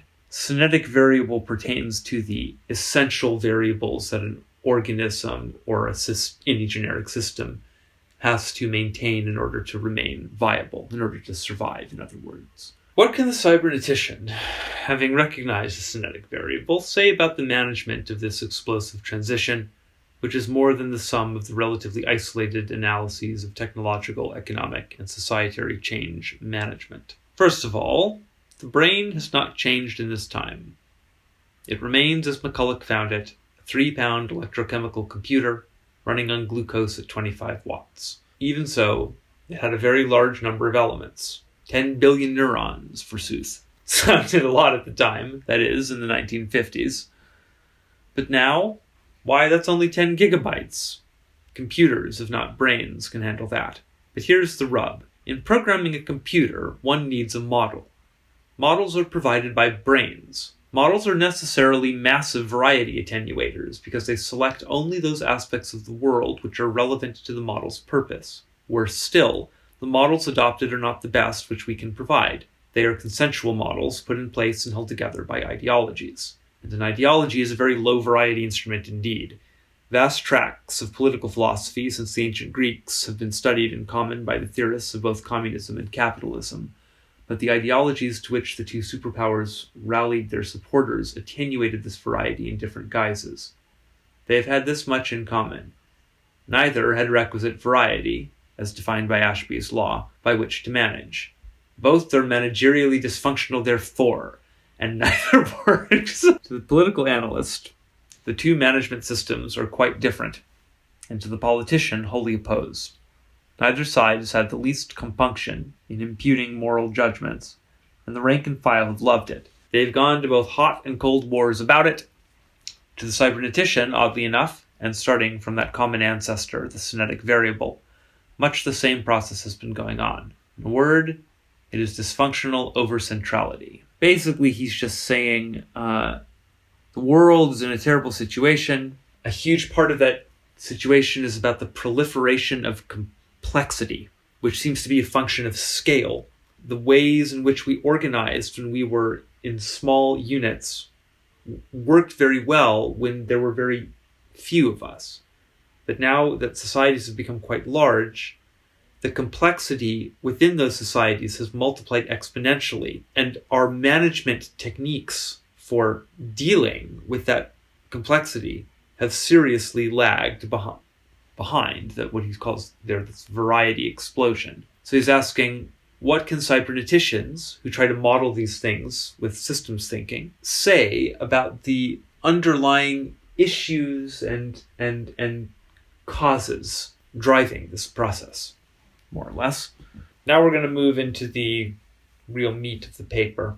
This stuff comes out of something called the VSM, the Viable Systems Model. He's going to tell us a little bit about it here. So, a summary theory of autonomy. According to the law of interrecursive cohesion, which I propounded in the 1970s, it is a prerequisite of viability that a system should develop maximum autonomy in its parts, where maximum is defined to mean short of threatening the integrity of the whole. Since you may not have encountered this work, more fully treated in reference 1, let me depict any viable system as a cohesive whole having distinguished parts like this. This is Stafford's basic approach to modeling stuff. And you can see over here in the more elaborated model that it conforms to this basic structure. Let's do an image match here. We have squares arranged like this. Then we have some circles, and then we have these kind of overlapping blob form things. So the idea is that anytime you have an organized process going on, you start to have a kind of complexity overhead that begins to impinge on the efficiency of whatever this process is. It's like if I want to play a video game with my friend. Let's say that's what Stafford's interactive process means. My friend and I want to get together and play video games. We want to kick it old school and play some Sega Genesis. So we want to sit on a couch and play Sega games. Here's me. Here's my friend. So the actual playing of the game, that's the interactive process. But think about all the things that have to happen in order to make this process go. We have to agree on a time to meet, and we have to make sure that the space is set up correctly.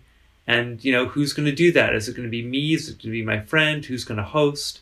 Is this going to be a repeating thing? How flexible are we going to be with the scheduling, et cetera, et cetera? There's just all this overhead suddenly that then needs to be managed in some way. And so that's why we have over here managements. Managements are going to be like a meta process loop, the point of which is to economize and ensure the smooth operation of the processes happening in the primary loop. And so in this sort of situation, the whole process is simple enough that my friend and I will just have to kind of become the self-managers of our process and accept that there's some overhead and kind of work out all these details and spend some amount of energy, not just once up front, but also in an ongoing way, managing our sort of Sega meetup session. That's more or less how that works. I think it's quite important to note there that the basic arrangement here is of process and meta process. So there is a kind of a meta relationship between the managements and the interactive processes, because fundamentally managements are just more interactive processes at a higher level, though, that is oriented towards these lower order processes. And then environments, that's pretty straightforward, right? The environment is just the larger system in which this system, whatever it is, this interactive process is embedded. And how we model that is going to be, quite contextual. It's always up to the modeler to sort of pick the appropriate levels of recursion. Another time jump forward. We're going to jump forward in the essay a little bit. We're going to skip over all of Stafford's discussions about the collapse of the British Empire and all this. This is all very interesting stuff, but we are going to talk about this section here, the cybernetics of chronic societary triage. We manage through a model which we hold in our heads about how things work out there. If our model does not have requisite variety, then we ought to incorporate learning circuits which will enrich it. But if we are ideologically attached to our model so that it is not negotiable, and if we reject all contrary evidence, then it becomes a dysfunctional paradigm. Any oligarchy which has the power to enforce its ideology in this way will quite predictably give rise to triage. So he's going to explain this term triage in a second, but let's just break down what's been said here. We talk a lot about models on this channel. I think all this ought to be pretty clear. Now, what does he mean by requisite variety exactly? Well, we just got through looking at that Ashby paper, and Ashby told us that, provided the varieties are measured logarithmically, of course, that we can add and subtract them in this particular way. Namely, that if the varieties of a disturbance, a regulator, and the outcomes of their interaction are respectively these variable names, then the minimal value of the variety on the output is simply the variety of the disturbances minus the varieties of the regulator. I think when it's put that way, it's pretty clear, but it can be a bit confusing once you get to this level of abstraction that Stafford's working at. He's talking about variety differentials. That's really what this thing is modeling. It's modeling the complexity relationships themselves as defined by Ashby's law, which is complexity situated in this particular context of regulatory control. So that was just a little refresher about what that's actually all about. It's about the number of states that a system can compensate for with regulatory action, which is tantamount to saying the amount of complexity that a system can register and respond to, right? Stafford is kind of blowing through some stuff very quickly here. He's saying, look, if your model can't register the appropriate amount of complexity, then we ought to be involved in some kind of a process wherein we're constantly evaluating the effectivity of that model and updating it to make it work better, either by increasing the variety of the model, if that's the problem. It could be that kind of let's sort of put this into more concrete terms. It could be that the model is sort of has the right overall idea, but it's just not complex enough to be adequately predictive when you deploy it into a real context and, sort of running actual data through it. It could simply be a matter of, let's say you're modeling heat in some system. It could literally be that your internal representation of how heat works and all of that is good, but that you don't have enough sensors in the tank. So you're not getting enough data for your model to be effective. In that case, it would really just be a matter of increasing the variety of the model in a very straightforward way by giving it a greater state representation handling capacity vis-a-vis the environment that it's attempting to model. The other way you could improve it, of course, if that's not possible, would be to create a model that through some kind of a transformation hack kind of crudely happens to work somehow, even though, strictly speaking, the model might be very inaccurate vis-a-vis the literal state of affairs in the system as it is.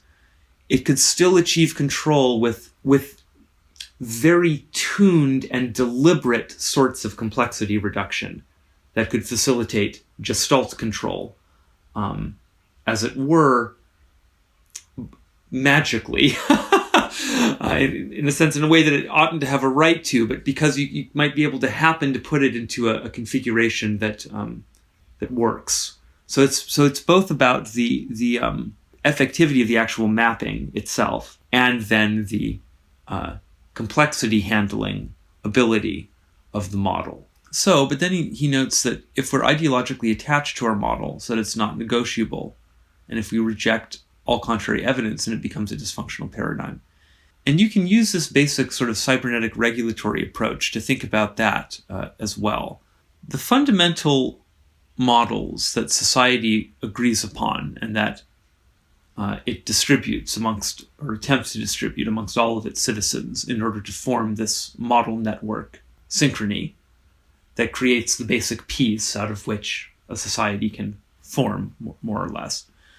It tends to be the case that those models cannot be viewed as models, because to view the fundamental structuring aspects of your shared reality as contingent in that way introduces a lot of uncertainty and therefore a lot of anxiety into the social fabric. So it just kind of happens in practice that most societies end up diffusing that anxiety by repressing that uncertainty.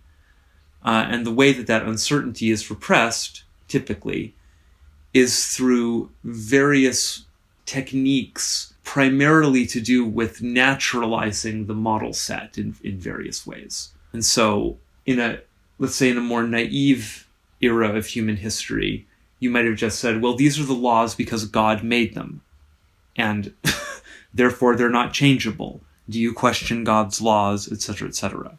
Today, we just gesture in the direction of sort of even more ridiculously undefined abstractions, the invisible hand of the market, and so on, and say, well, this is just the way that these things are. Do you have a better way than democracy, etc., etc.? These are all sort of deflectionary techniques in this basic cybernetic sense. It's, the constant that's attempting to be maintained there is the absolute belief in the fundamental truth and rightness of the model, so much so that it's not a model. It's just reality itself. So it's attempting to maintain an absolute repression of uncertainty about these base models, or what Stafford here calls the controlling ideology. And it's going to do that by countering any disturbance with an appropriate regulatory response such that this basic uncertainty is never disturbed. And you can really see this in practice if you ever try to talk about things that exist outside of your society's paradigmatic frame. It just becomes very clear that people are inventing sequential rationalizations to avoid ever having to actually deal with the substance of what one is articulating. It's not a matter of like, oh, this person disagrees with me, therefore they don't get it. It's a matter of they can't even see the nature of the disagreement clearly, because they're just putting up all these advanced blockades, that are like 7, 8, 9, 10, 11, a bajillion million steps out. So there's some minor little detail, and suddenly there's this huge argument about this minor little detail. And you might wonder why. Where is all this libidinal investment coming from around this particular little micro point that I would just like to move past? So you spend a lot of time trying to move past that little point. Finally, you get some sort of little agreement. And then you move another step out, and instantly there's a whole bunch of blockades again suddenly, trying to shut down the movement of the idea. That's not a normal conversation. Generally, if you're trying to understand an idea, you'll just allow people to go with their flow a little bit. But there's an avoidant energy that can be observed in those kinds of kind of nervous avoidant energy that can be observed in those kinds of exchanges. It's about maintaining this uncertainty repression. There's something threatening in what you're saying, and it won't be recognized consciously. So here come the, infinite mini rooms of sort of rationalizing loops that you're going to have to navigate, like a video game. If you ever want to, say something significantly threatening to the sort of the dominant reality frame.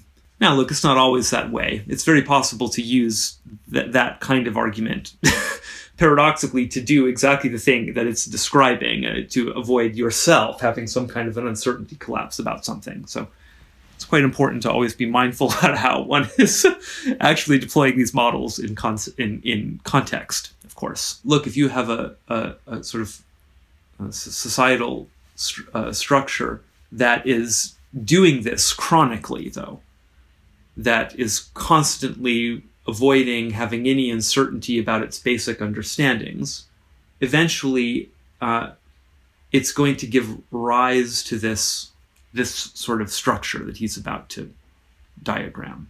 So he says, let me explain this term and offer a cybernetic account of it. Triage comes from the French verb trier, to sort. In the early 18th century, triage meant the sorting of wool into various degrees of quality of the fleece. In the early 19th century, triage was the process of sorting coffee beans into categories of the best, the satisfactory, and the worst, bad or broken beans. And the term triage coffee referred to this worst category. A pejorative connotation had entered the usage, and the triage process had come to mean sorting into 3 categories. Please note that the tri in triage does not etymologically mean 3. The threefold categorization was a mere convenience. Today, triage has an enlarged connotation. In a disaster, priority in treating casualties is given to those with the best chance of survival, if given treatment. That is bad luck for the most afflicted, and contrary indeed to humanitarian instinct. But the hard decision, given limited resources, may have to be taken. These people are probably going to die anyway. Now I propose to extend this modern usage of the word triage from discrete disasters, an acute condition, to a continuing state of affairs, a chronic condition. My argument will be to show why an ideological oligarchy in government tends to sort the people into categories, and with what expected results. Again, I use 3 categories just for convenience. The measures of variety are of course arbitrary too, no empirical estimates exist, and I am computing in terms of relative complexity.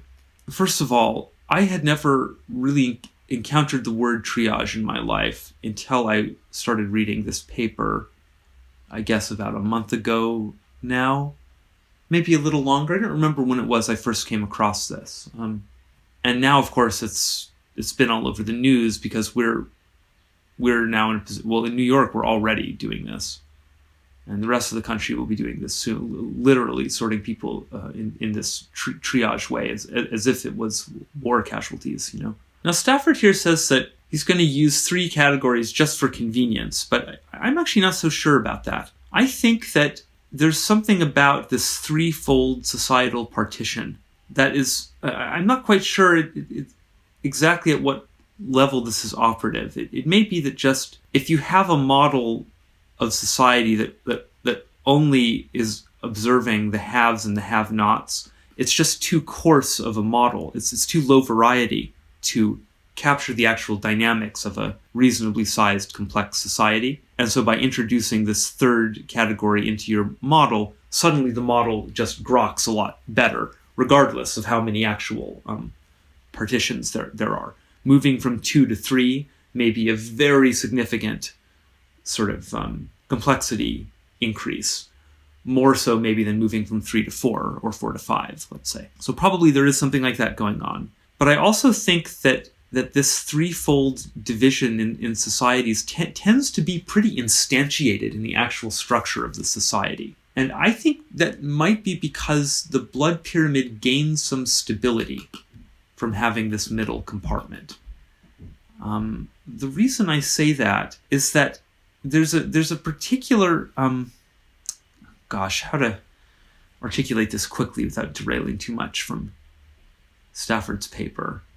For whatever reason, I've drawn these with equally sized compartments. So just the fact that it's a pyramid already introduces kind of the implication of exponential relationships between these compartments. And by the way, that is part of what's communicated in Stafford's model. All of these Fibonacci numbers in here, 2, 3, 5, 8, 13, 21, 34, 55.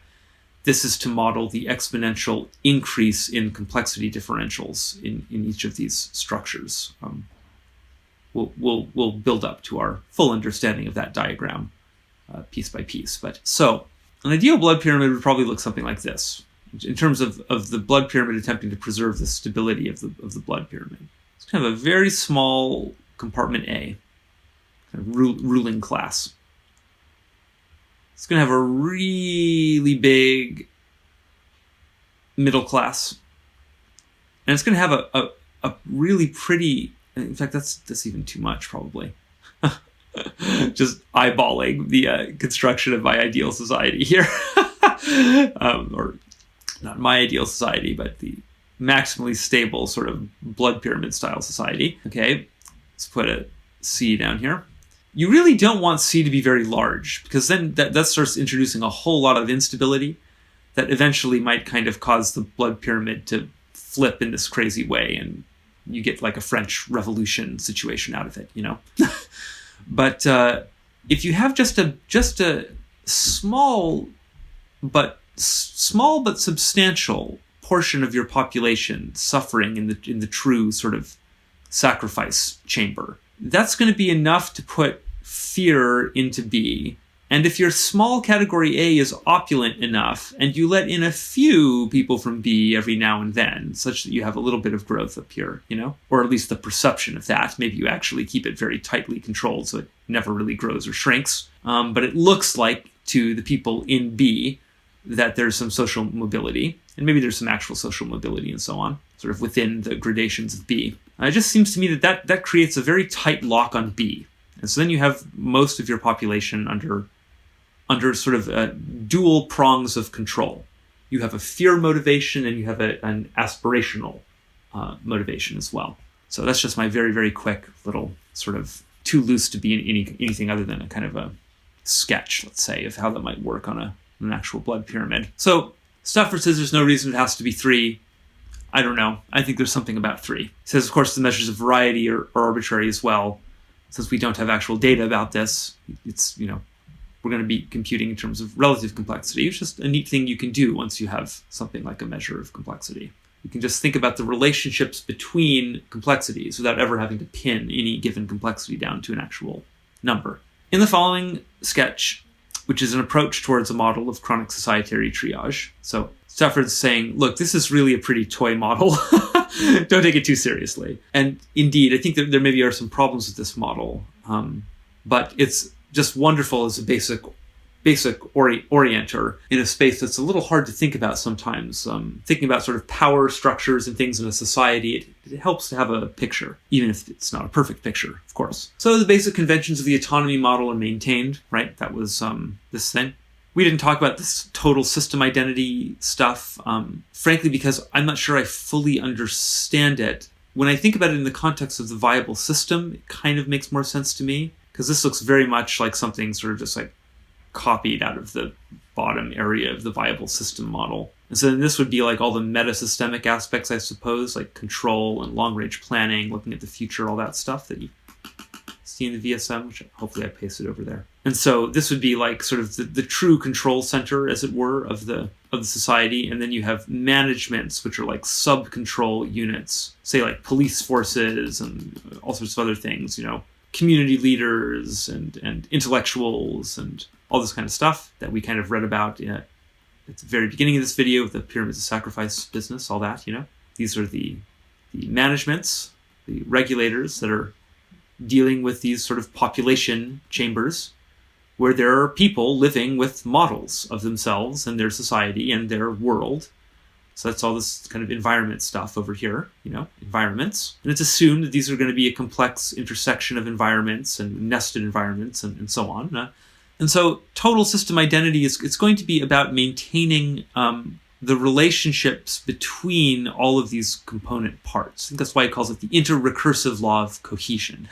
It's about a system trying to maintain its own stability by maintaining the relationships between its parts while allowing those parts enough autonomy to do their jobs as effectively as possible. So there's kind of an interesting double requirement on a system there. It needs to maximize the autonomy of the parts while also, though, still being able to maintain its overall coherence as an identity with some kind of agreed upon single purpose. So that gets again to these ideas about the cinetic variable, the essential variables of an organism that it must maintain in order to remain viable. So Stafford's operating in that basic model space, let's say. And he says, the letter V stands for a constant representing the low variety measure of the controlling ideology. So it's up here with VI. That's just going to be some number, which we're never going to define. We're not going to plug a number in there, except just to sort of maybe see how the model works as in an exemplary way, And Stafford's saying it's going to be relatively low, but whatever the complexity measurement of the controlling ideology is, we're going to represent that with V. X, Y, and Z are modifiers which reflect the way in which societary categories A, B, and C respectively represent the variety of the controlling ideology. So here we're just looking at category A, but remember in the full model we have these separate categories represented here. Right?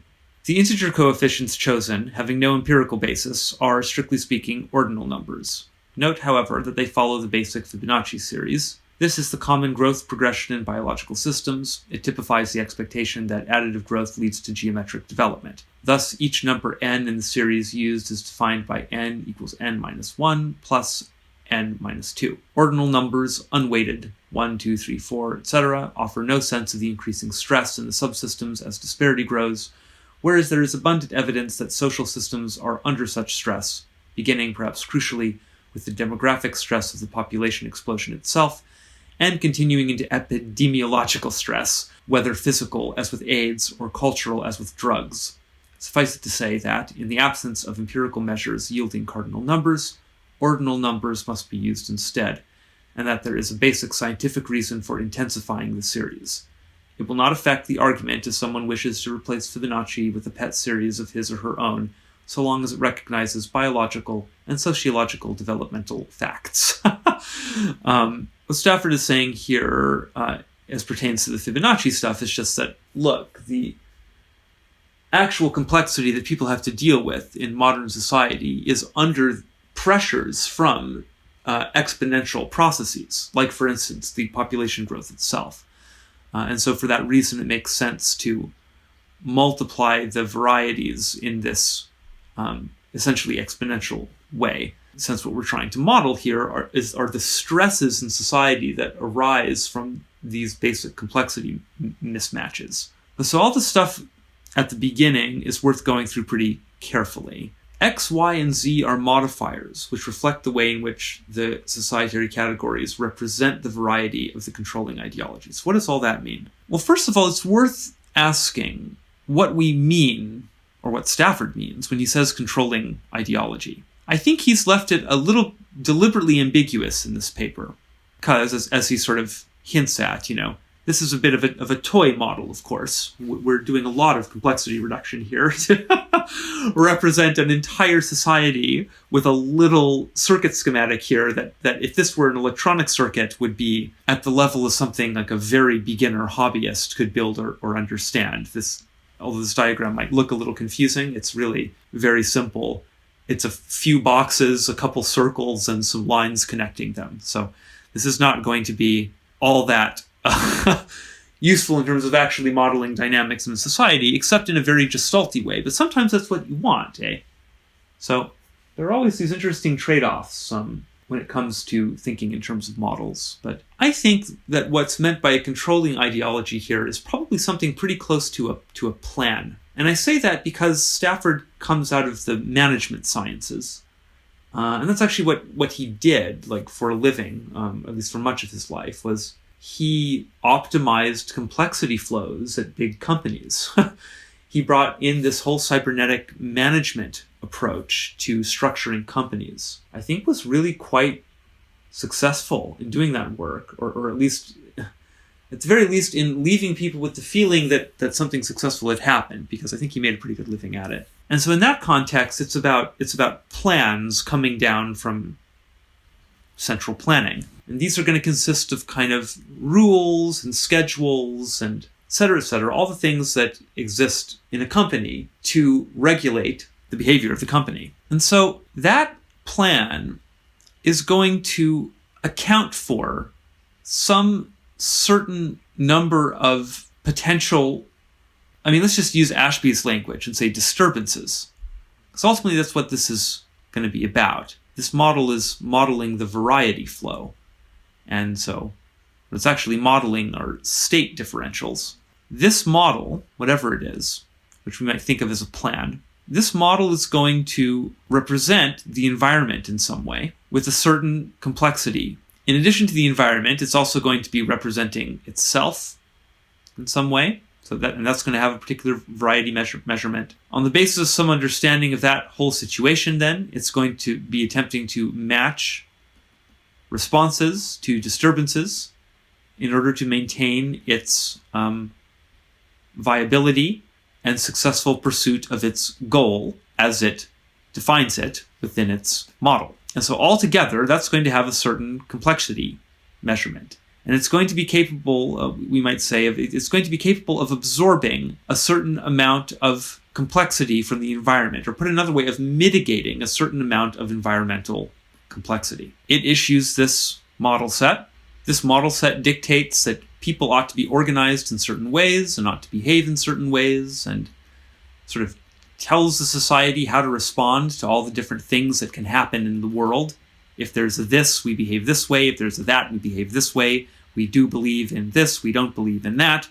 We think that it's not okay to murder, but it is okay to dance, etc., etc., etc. All of these things together, there's no real upper limit on it, I suppose, although it's going to be, as Stafford says, low variety ultimately, because life is in fact approaches something being infinitely complex. So anything that can be enumerated in the form of some controlling ideology is going to be very low variety, relatively speaking, to the actual lived reality of most human beings. Even the ones living in category A, which is why we already have exponential variety multiplication even in this partition. We start with the variety of 1 in the actual ideology, and the category A partition management, which they're basically going to be tasked with, like, implementing all of this policy. So these managers who are implementing that policy, though, are implementing it in a process that's more complex already than what the model set can account for. And that's because these actual people are still in an actual world that has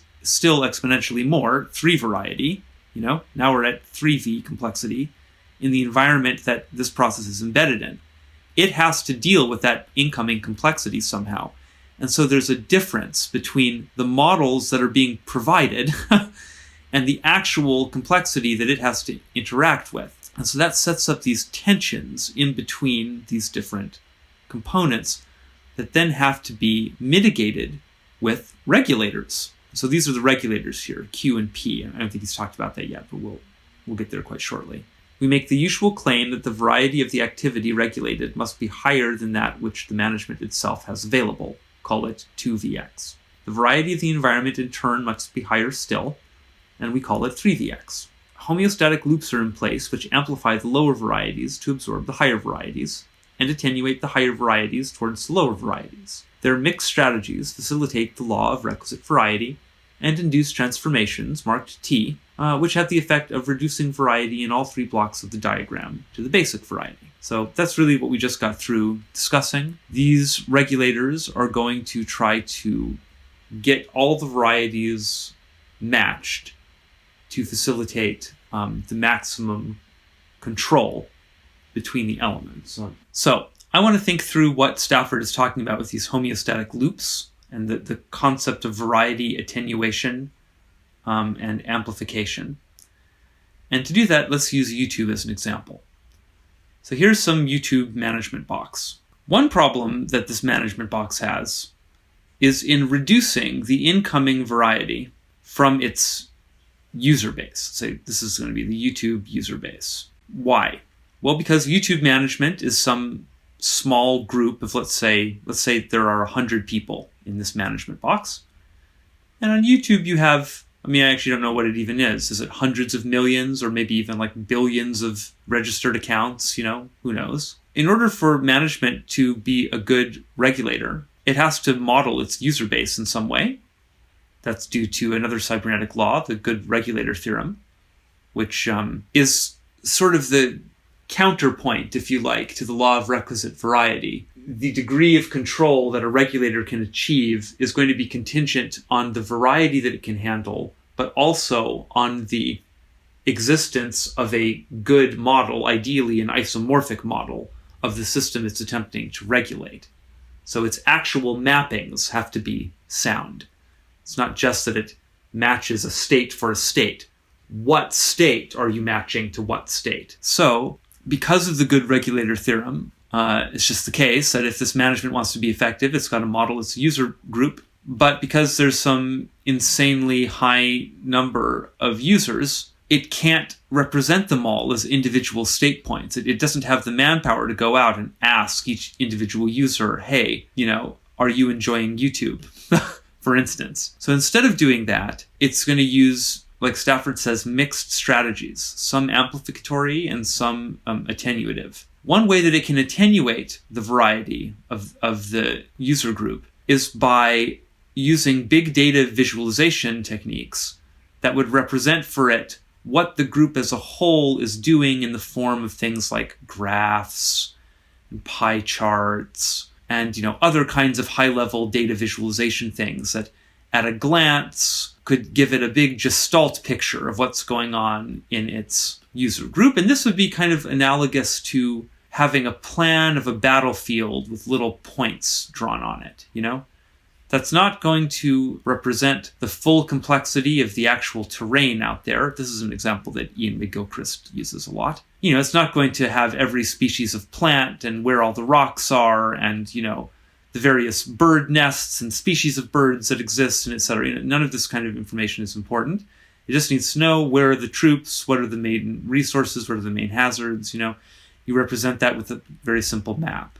That's a complexity reduction. So that's attenuating variety. You're going from many, many, many things about the environment that you could know, that you could represent, but you're only going to represent a few things that are relevant to your model and the purpose of your model. And so it might use something like that. That would be an attenuative strategy. Another attenuative strategy it could use, and just does use, is just ignore a bunch of stuff without any kind of an attempt to do it explicitly with a model.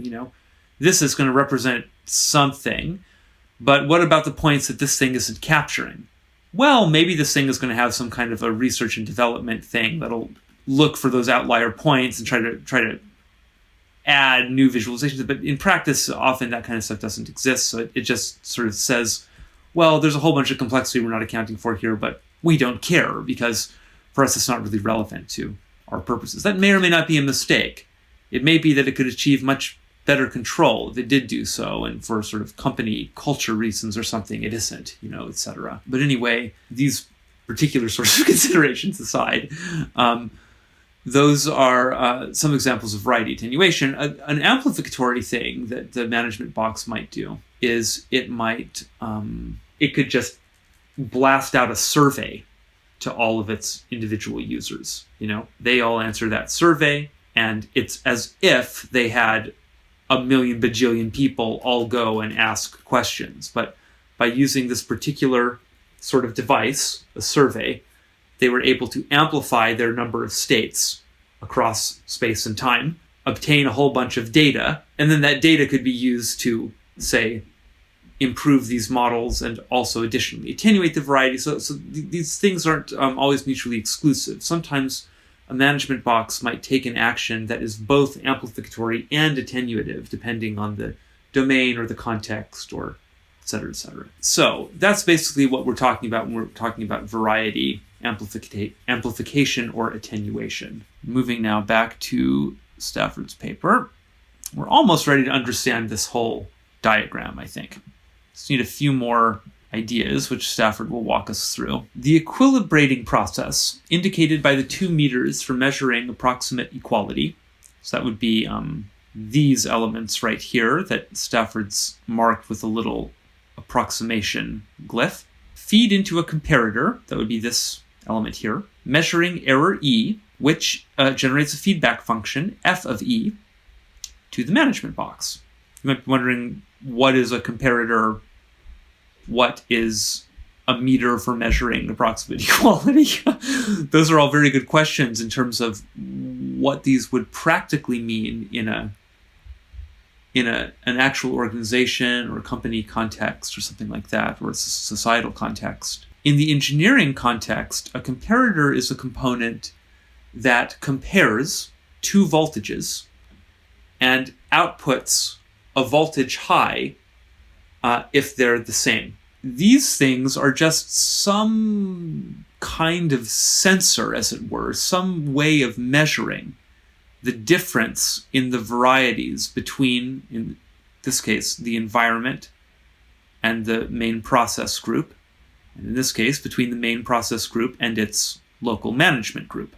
So these things need to be able to take a measure of the variety, and on the basis of that, we're going to compute an error signal, which we'll send back to the management group so that it can then adapt the design of the amplifiers and attenuators at P and Q, thus completing the learning loop. This should have the outcome that the management box learns ever more effective ways of managing the homeostasis. The idea is we have to look at these complexity differentials, compare them relative to ideal complexity, and change our attenuative and amplificatory strategies until we achieve measured variety closer to the ideal variety. Note also that when I say differential, I don't have the calculus idea in mind. I just mean a difference between 2 things. So, whoops, we were looking at category B, but we should have been looking at category A. They're the same, really, except for one difference, which is that category B now has a variety difference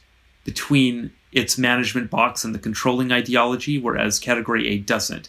That's just the way Stafford has defined this model. I think there are good reasons to define it that way. I can think of reasons we might define it in other ways, though, too. But in any case, in this version, the idea here is that the variety of the controlling ideology, like the meta-management system, I would suppose, has to be equivalent to the variety of the local management in this category A.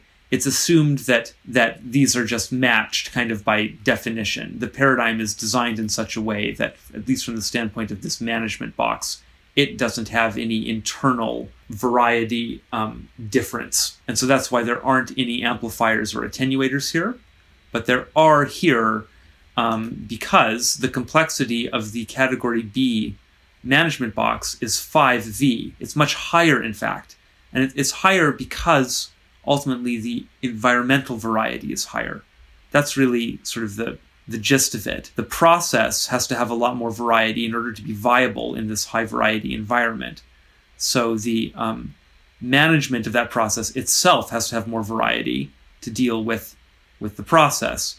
But then that means that it is quite a bit more complex already than the ideological paradigm it's supposed to be implementing. And so Stafford is going to describe the effects of that here in the next paragraph. Category B does not share the ideology, which it must nevertheless take into account, because the ideology controls the general culture. This necessarily places the horizontal system under stress. All components are struggling with the compromise between the official ideology and the pragmatic policies which they must pursue to remain B viable. This is a fascinating process to watch once one recognizes, through requisite variety, what to look for. B people are typically uneasy about the compromises which they make, and can be observed to wriggle under this duress. Many people in the West send their children to private schools because they confer privilege, despite disbelieving in the class and value systems which support them.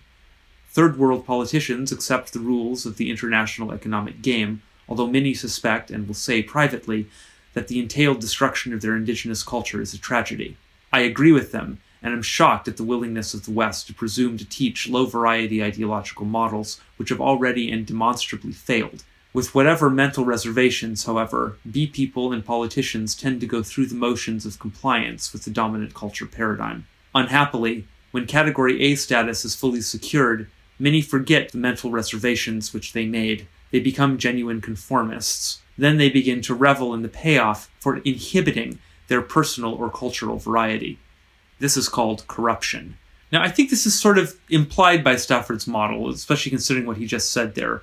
But I want to draw it out a little explicitly and say that in an instantiated blood pyramid, it is the case that individuals in the lower social compartments receive models through at least two, and for the purposes of this model, we'll just say two, primary channels. One are through the ideological channels. So there's going to be a whole bunch of models that people learn because they're indoctrinated with them in school, and because what the power hegemony tells you must believe, surely, and that's one way. But the other way that people learn models is through just observing things in their environment. Although Stafford has quite correctly drawn a gap here between Category C and Category B to illustrate what happens in the latter stages of the blood pyramid as it becomes increasingly unstable. In the early stages of a society, there's probably still overlap here, but as it goes on, this tends to form. But the models that are acquired through environmental observation are going to include observation of everyone else in the blood pyramid, because there's all these sort of media channels and so on, and those are set up also by the controlling ideology in order to amplify their variety. That's just kind of necessary.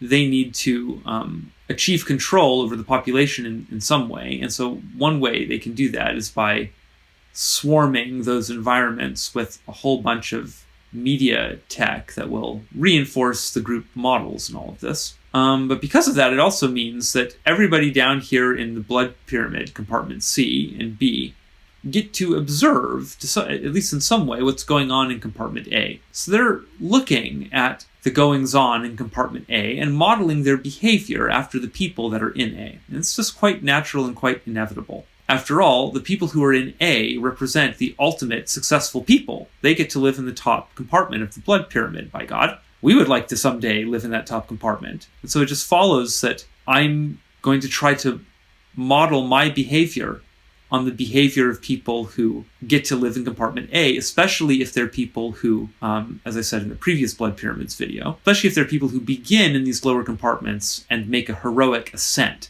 then I can really look at their behavior and model, okay, they started just where I am, and they somehow managed to make the right number of moves and get into this top compartment. Of course, it's very, very hard actually to do that, and just kind of by the numbers, it's very unlikely that you're going to be able to do that. But it's one of the sort of emergent regulatory techniques that A will use, is it will prop those people up as a special examples, and make them celebrities and broadcast their images. Especially, I would say, they would broadcast their images into category B, because B has to remain sort of half invested in the idea that if they basically try to get along with the controlling ideology, they could ascend into A, or, as we were saying before, at least not fall into C. And that double strategy seems quite necessary for the stability of the blood pyramid overall. But this has an interesting consequence, you see, for the people who are actually in category A, which is that because the rest of the society is staring at them to attempt to model their successful behavior, there's a pressure for them to restrict their behavior in ways that conform to the paradigm. Because if they behave in a way that exhibits more complexity than what the paradigm states, people in these lower compartments will say, see, even the people at the top can't get along with this paradigm. Even for them, the paradigm isn't adequate. There's not enough, it doesn't account for enough complexity. So it's like this. If the paradigm says you're either a good person or a bad person, and there are no shades of gray, it's really a useful enforcement method in these lower compartments. If you can say, well, look at the royal family. They're all perfect. And if they can do it, we can expect you to do it. Be like the royal family. And if you're not like the royals, then we're going to punish you. Of course, the royal family has all kinds of problems. It's a real family. They're just some more people. There's nothing special about them. Stafford's correct to use these numbers here. There's less of a complexity mismatch between the paradigm and these people's lives and the environment that they're in. But that's partly because they are self-censoring and censoring through emergent group effects that occur in category A. In other words, all the other people in category A are very worried that they're going to be exposed for not being perfect examples of what the paradigm would stipulate for a correct way of living or a correct whatever. And so everyone together starts putting a lot of pressure on everyone together to remain in ideological conformity together. And so there's a way in which gaining entrance into and maintaining the security of your position within category A just necessarily entails a huge reduction in your expressed variety in order to bring it in line with the variety of the paradigm that we're all supposed to believe is exhaustive and accounts for everything. As a role model for the rest of society, you are not allowed to exhibit anything in your life that would constitute a crack in that paradigmatic illusion, basically. And that could be just all sorts of things. What if Trump got sick with COVID-19? He can't. It would break the entire spell, you see. Now he says it's payoff and it's corruption, and that's of course true. But I also want to call attention to the fact that it's just another kind of prison. You don't really want to be living in the social compartment that allows you to express less variety. I guess that's why I live in Brooklyn. But Manhattan there's a suffocation to me about that scene, Everybody loses, really, in the blood pyramid. Okay, he's going to justify the use of the Fibonacci coefficients again. They're used to make clear the consequences of not sharing. That's a great way to put it. And to indicate that the complexity of the whole horizontal process is greatly increased. Because of the pragmatic compromise, the management box has, as it were, to run two sets of books. One is accountable to its masters, and the other to its constituents. These constituents, in the process circle and in the environment, are subject to strong pressures by the management of the horizontal regulators of the two homeostats, since they must use more energy than category A regulators to restore requisite variety with ideological conformity. The learning process generated through the feedback function f of E is correspondingly more severe, so that B managers themselves will feel oppressed.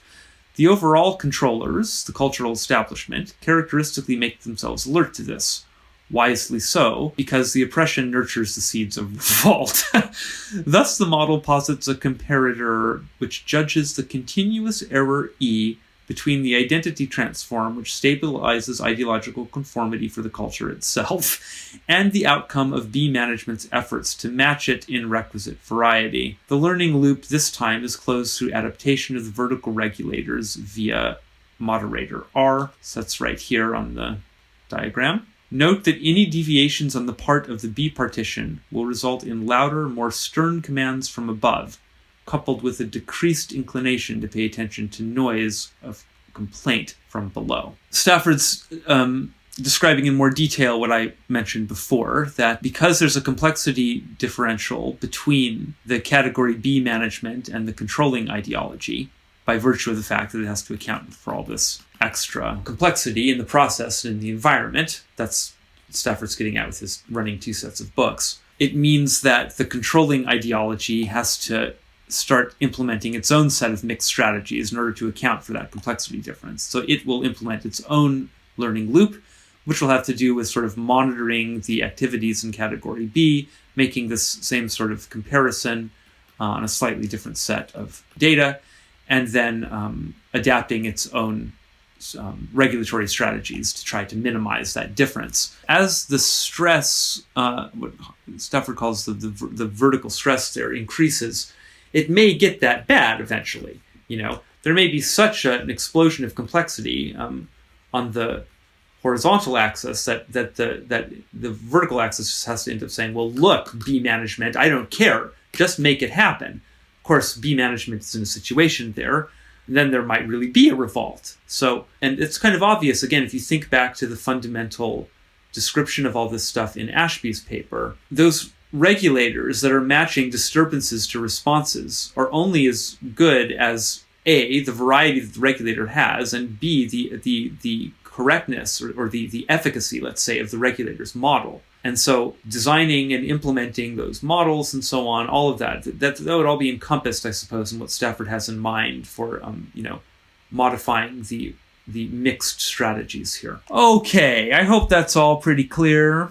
Let's move on now to some observations about category C, and now we can start putting the whole model together. There's really nothing new in here now. We're just adding yet another compartment. It's just the same as the B compartment. Here's kind of the total model. You can see A and B are here. We've omitted all the detail about the homeostats and the learning loops and all of that because it would just make for a cluttered diagram. Since Stafford's talking about category C now, he's gone ahead and drawn them in for us on C, however. It is hardly necessary to draw a new figure to illustrate the plight of category C because it is structurally identical with the last figure, but see figure 6, which includes it.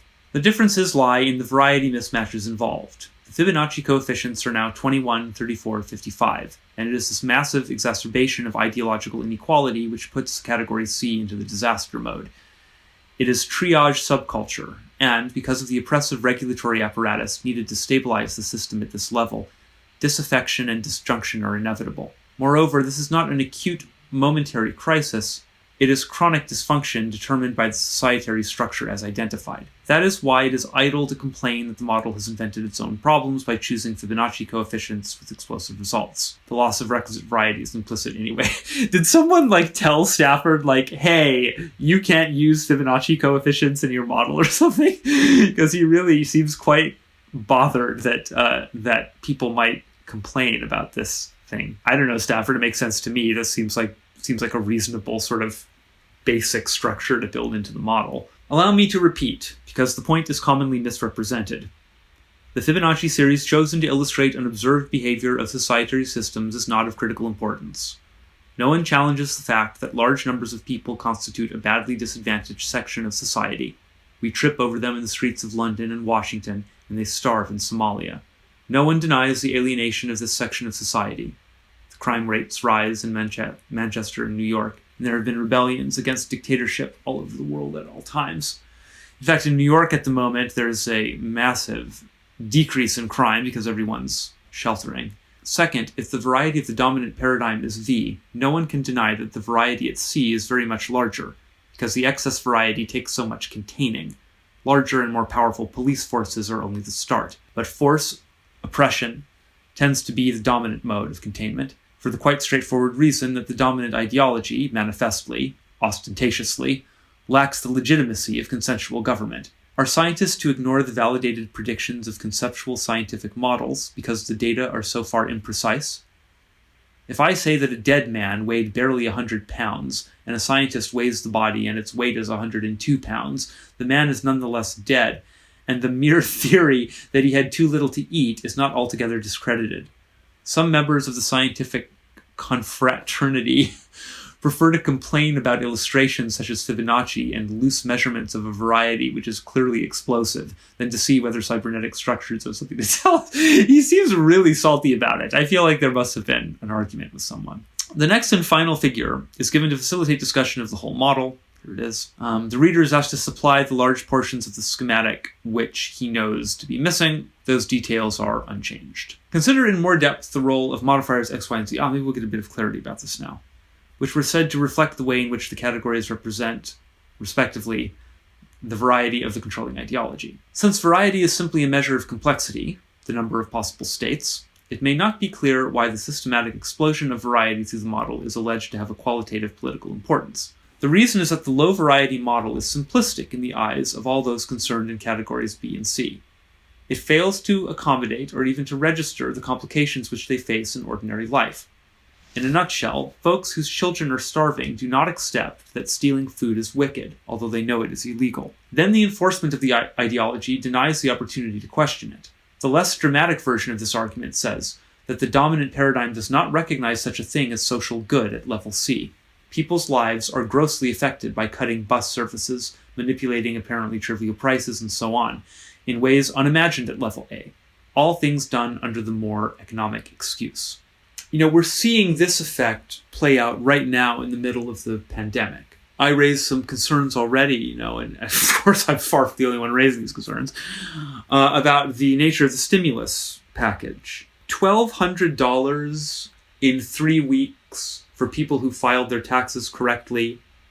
Maybe if the IRS actually can survive the infrastructural, nightmare of doing that on time, does not help people in category C who were thrown into situations of profound resource scarcity, like immediately in the wake of this thing. This is way, what the US government has proposed is way too slow, way too little.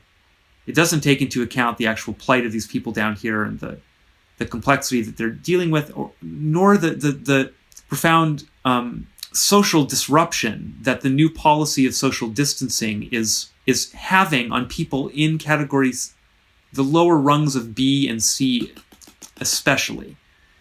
I'm speaking here about things like the increase in domestic abuse. You put people in tiny little boxes in sort of conditions of scarcity because now they've lost their incomes, so they're not eating well, and they're in these, that's a very different situation than what's going on up here in category A and in the more comfortable regions of category B. It's not an equivalent effect. And so these policies that are imagined up here on high are just not effective in the actual facts on the ground, lived experience of the people that exist in these lower compartments in the blood pyramid, unfortunately. So that's what Stafford's getting at here. In the limit, which means in category C, the modifier Z will fail to modify. C-folk will have... C-folk, that's funny. Will have to work within a low variety model imposed from above, which they do not see as at all relevant. That is to say, they become alienated from society at large. A gap opens between B and C, which is soon a chasm. Upward mobility for C-folk becomes impossible, even if it were desired, and the C environment becomes a sink into which B failures descend. The cosmetic treatment of this socially disastrous gap is painful to observe. The pretense that the gap can be bridged to any important degree is fostered through the high-profile examples of such success. Think of the arts, pop stars, say, or sports, transfer fees, say. For most people, there is no hope. So that's just what we were saying before about the way these sort of role models and exemplars work to maintain the stability of the blood pyramid overall, although as soon as this gap starts to form, which will form eventually, it begins to introduce this increasing instability until some sort of a collapse occurs. Why we're going through all this stuff, by the way. I'm quite worried about the Western blood pyramid. I don't like blood pyramids, but I'm forced to live inside of one, and if it collapses, it's going to be a disaster for everybody. It would be better to somehow transmute it to a beautiful golden pyramid, in which the flow is compensated for. The flow of blood is correctly compensated for with the flow of love or something, to take a thelemic view of the thing. But anyway, pipe dreams. The more sea folk are alienated, the more alienated they will become. This is because the vertical learning loop, based on error-controlled feedback generated at comparator E, uses its instrumentality R to put higher gain on the amplifiers and higher resistance into the attenuators, indicated by the doubling of symbols in the figure. This represents a strong positive feedback. The unification of society would call for negative feedback at this point, but the oligarchy calls that weakness, a loss of standards, or a failure of resolve. It is a matter of observation that the undesirable positive reinforcement of alienation actually occurs. The disadvantaged often reject the help to which they are entitled. For instance, scholarships may be refused or welfare payments go uncollected, because the peer group pressure to remain one of us, victims, is strong, and the inertia of the bureaucratic process is too great for a disillusioned people to overcome. I don't know about you, but I think that's all pretty accurate. This thing especially, the rejection of help by the disadvantaged. This business here about the error-controlled feedback, the vertical learning loop here between the controlling ideology of the culture and the category C management box. So the conditions that Stafford is describing there are basically had to do with a kind of a variety freeze in terms of what this thing will deal with. It's gonna attenuate so much and amplify so much that it is no longer going to be responsive to basically anything happening down here. It's going to kind of isolate itself in a little closed informatic cell there. And at this point, the unification of society would call for negative feedback. We want to counteract that process. But the oligarchy is just going to say, nope, it's not because there's something the matter with the paradigm, because you're all just failing to implement it. Basically, will be what the response is, and that's going to just continue to widen this gap until the blood pyramid cracks apart. And then we get some kind of a very, the normal social pressures that glue the thing together aren't going to be operative anymore, and we're going to get guillotines, more or less. So that's why it's important to look at this stuff. I don't know. It bothers me sometimes. We're not. It bothers me every day. Particularly as we sort of careen into more and more sort of like large-scale crises like this that require us to think much more coherently about our modes of organization themselves. This is really going to be the story of the next 100 years of human civilization. It's going to be about the rise of effective organization through a deeper understanding of the nature of ourselves as complex adaptive systems. I don't see another pathway forward, really. We're dealing with massive systemic issues now, so a systems approach is necessary. Okay. Then turn to the environments in which the processes of the three categories subsist. Insofar as the sea people are totally alienated, there is no interplay between their world and the remainder. There is only remote and perhaps envious observation, enhanced and distorted by the media. He gives some examples, some very 1993 examples, situational comedies, game shows, and so forth. God, I just wonder what Stafford would have had to say about things like Twitter and social media, generally speaking, Facebook, and the envy loops that are established there as this gap continues to grow in our blood pyramid. Anyway, whereas there is an intersection hatched between the worlds of A and B, would be this region, in which membership is ambiguous, and as the vertical arrows are meant to suggest, there is migration between them.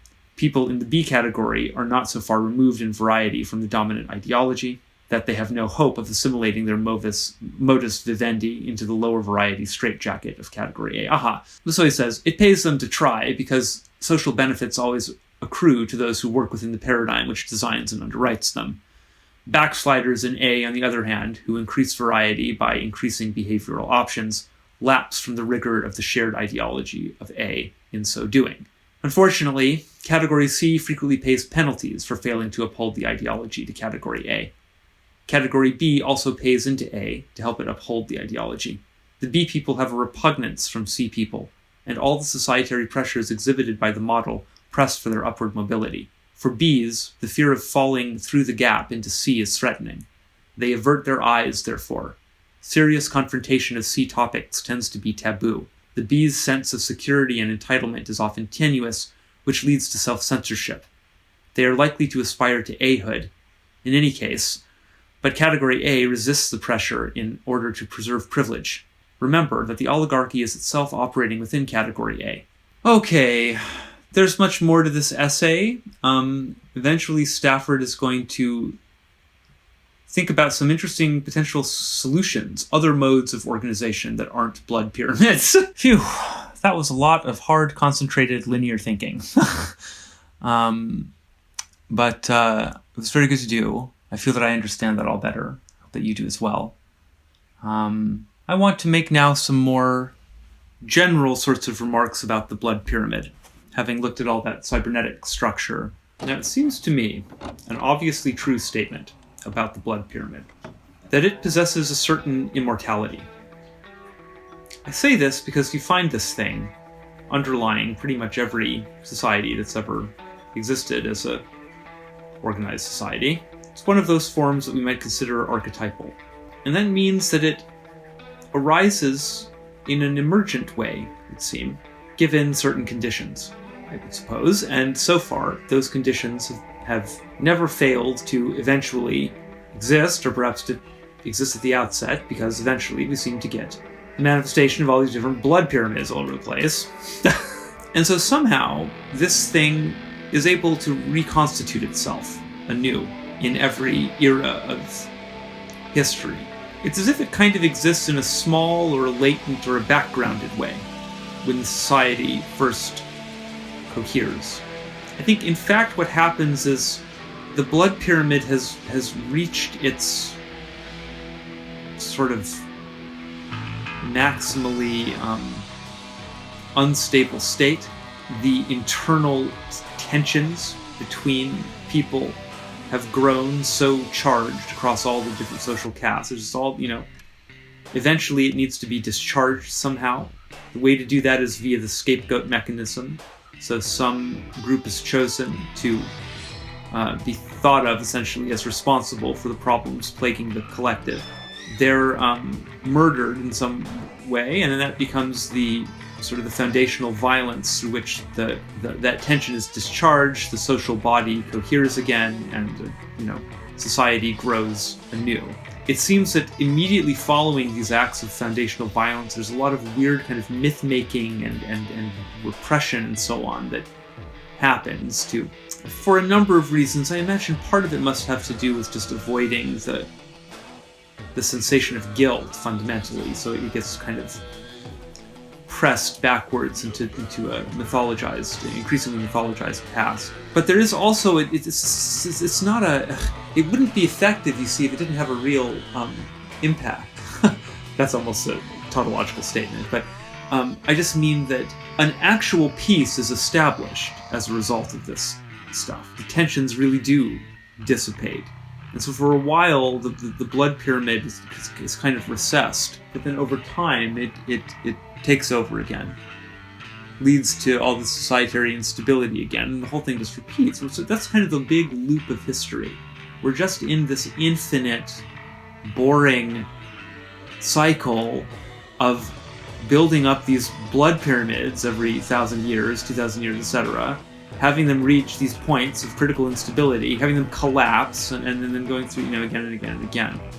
So, I don't know, I've just become very interested in the possibility of, stopping that, maybe. Hard to know how to approach it, though, without a really thorough understanding of how this thing ends up rising from the grave again and again.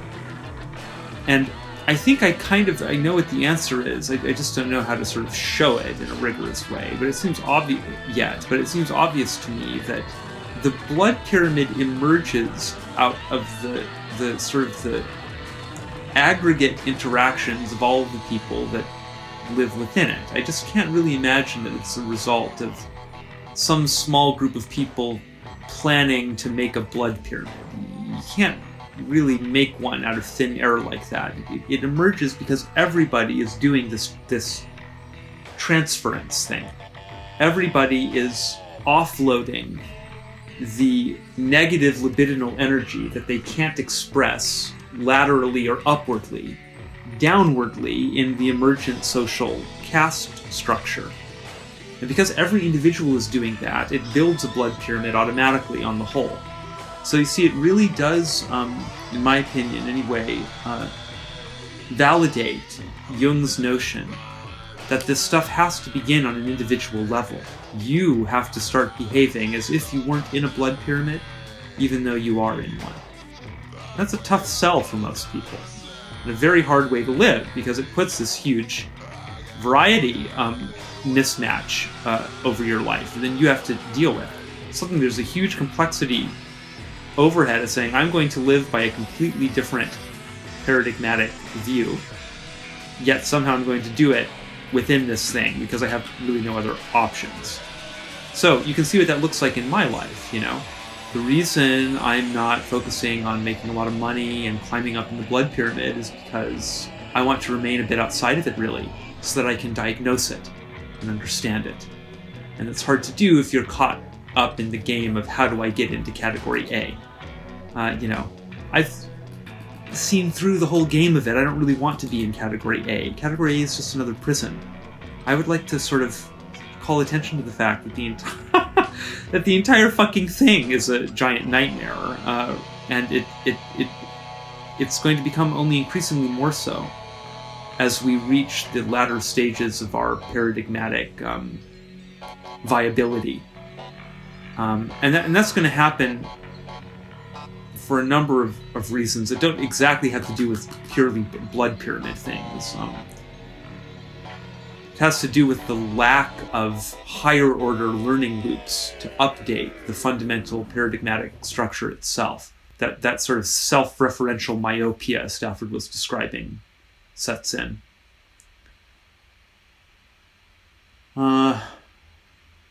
Okay, that's probably enough for this video for whatever it is. I want to say some closing things here, though, about the nature of sacrifice, since it's been on my mind. Any way of life privileges some and disadvantages others. It is unfortunately a quite inevitable consequence of having a collective way of life. So there's just a deep fundamental problem to do with human beings and human social organization. Because there are many ways of living, there are many ways of determining who is going to have a privileged life or a disadvantaged life. That fact is kind of so brutal because it highlights the arbitrariness of the decisions in a certain sense, that for the most part, we tend to just repress it. And we do that through this naturalization of the way of life. So instead of admitting that we've selected a particular mode of organization that has particular consequences, instead of taking responsibility for it, in other words, we just kick it back to some other thing, whether it's the gods or the founding fathers or the this or the that or the whatever. It's not one amongst many. It's the only viable option. So we're just using the only viable option. You can see how that big lie is very, very appealing to everyone who's not suffering down there in C. The United States is getting ready to sacrifice millions of people to a completely dead ideological idea. A correctly designed government, for instance, would have understood the need for masks and ventilators months in advance of the virus reaching American shores. It would have created the necessary production to create those masks and ventilators. Particularly when it comes to masks, it would have distributed them not only to hospitals, it would have distributed them to private citizens for free.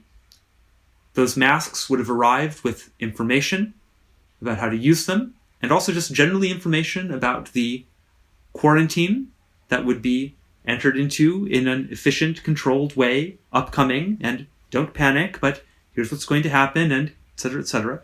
Instead, we had none of that. We had complete denial of the situation for months. We had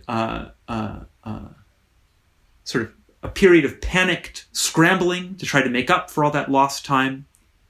And now we have very inconsistent messages and mixed policies going out all around the country that are hindering the ability of the country as a whole to organize effectively, and thus sort of reducing the effectivity of all the local efforts, at the same time. It's almost difficult to imagine a more incompetent response on the whole from a country that considers itself to be a global superpower. In addition to that baseline failure, which is a really serious failure, it's different than 9/11. There was a failure of intelligence, of course, in 9/11, and much has been talked about and written about. But in this case, it's really very, very clear. I wasn't paying attention to coronavirus because I'm a private citizen with my own problems in my own life.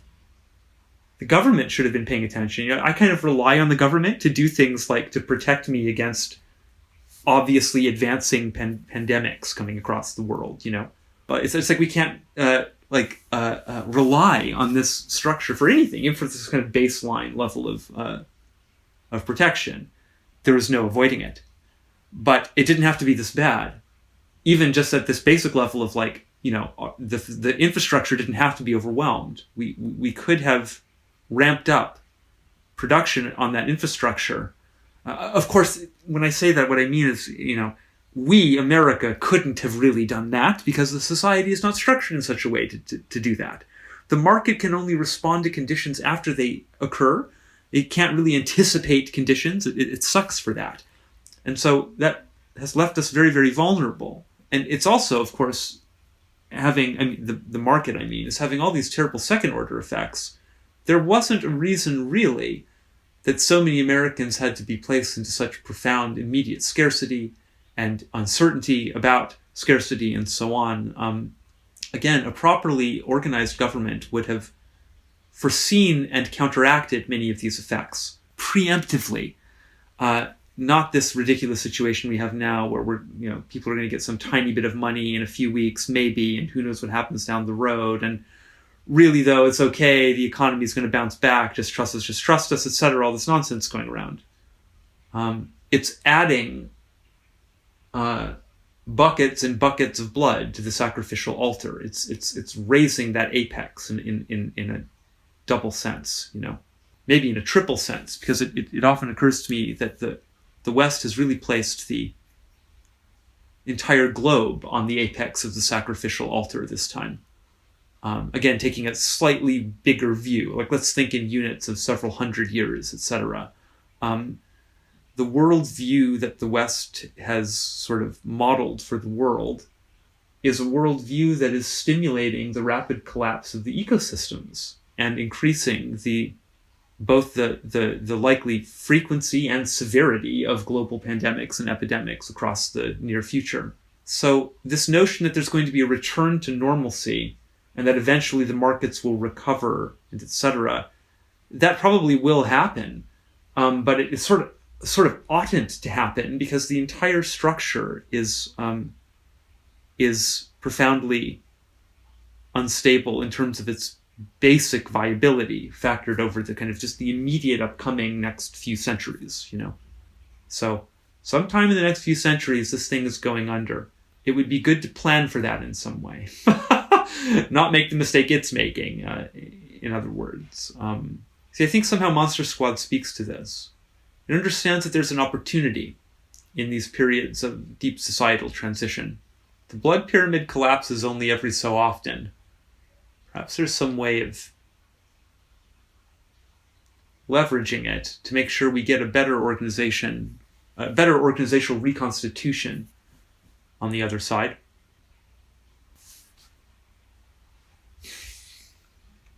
The fact remains that we didn't get an effective governmental response. We got a bunch of terrible sort of flying by the seat of our pants improvisational strategies, like always several steps behind. And that continues largely to be the case. In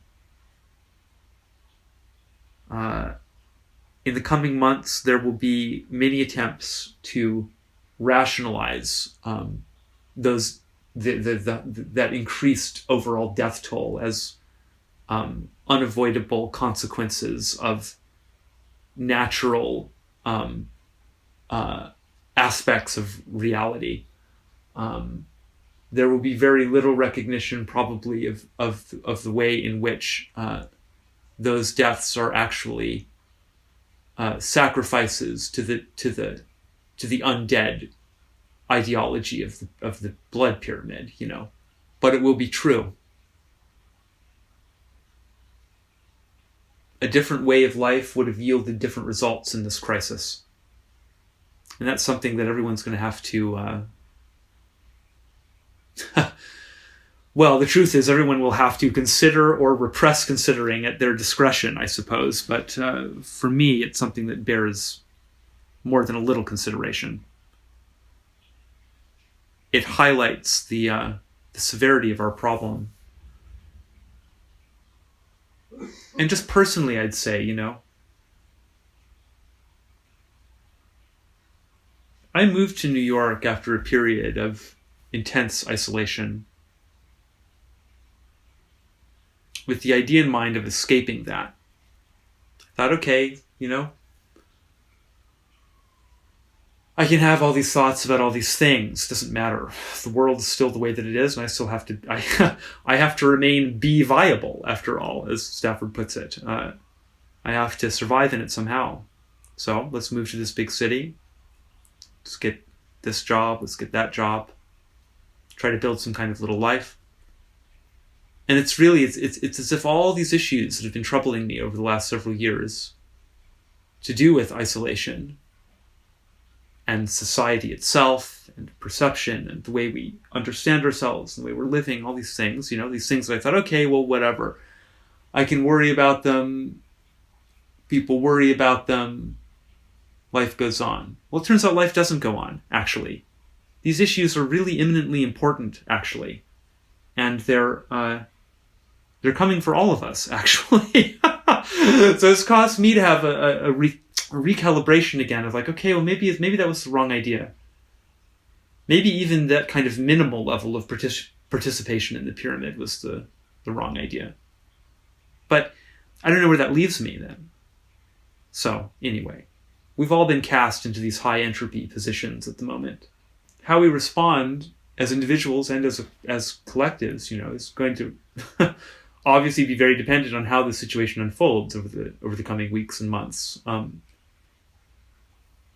I've got to say, though, as someone who I think understands quite a bit about isolation and psychology, this march towards the apex and the march that will follow it, people aren't thinking about that still so much, It's not like we get to the apex and it's the end of a cliff. It's another pyramidal structure, remember. There's a long ways to climb down from the top of the sacrificial mountain. It's going to take a profound toll on people. It's already taking a toll on people, of course. Some more than others. Here in New York, I really feel the creeping dread of it. You just hear the sirens running, every day, there's hundreds and hundreds of people dying. People want to go back to normal, but there isn't going to be the same normal. I think a lot of people are still maintaining a fantasy that this is just going to be this thing we're going to get through and then they'll have the world again. And again, I don't mean to catastrophize. Yes, we'll have the world again. This acute situation won't last forever. But the effects of it aren't going to just evaporate. They're going to hang around, particularly the psychological ones, the trauma-induced ones. This is really a different sort of crisis, slow motion crisis, with such a high degree of uncertainty, slightly promiscuous nature, you know. I was in a bar when this thing was escalated to a pandemic. I got sick pretty much right away, but I don't even know what it was. Maybe it was just a flu. In my case, my symptoms were pretty mild, whatever they were. So that not knowing, still, it's like, I don't know how cautious to be or not to be, so I just assume sort of maximum level of caution, I don't want to be a vector. But also, if I didn't have it, if I had something else, then I don't want to potentially contract it. That's a big psychological overhead for people. A lot of people are feeling this uncertainty about precisely that issue. That's psychological overhead that could have been eliminated by having cheap, fast, at-home testing available. So, of course, it's way too much to expect this organization to take into account psychological factors. They're not even taking into account the base fucking physical factors, like the exponential replication rate of the thing that, one could have predicted many of these eventualities. But, okay. In any case, I'm actually going to close this video now, and I will see you in the future, and we will watch another movie from the 1980s and read infinity into it in slow motion. See you then. Bye.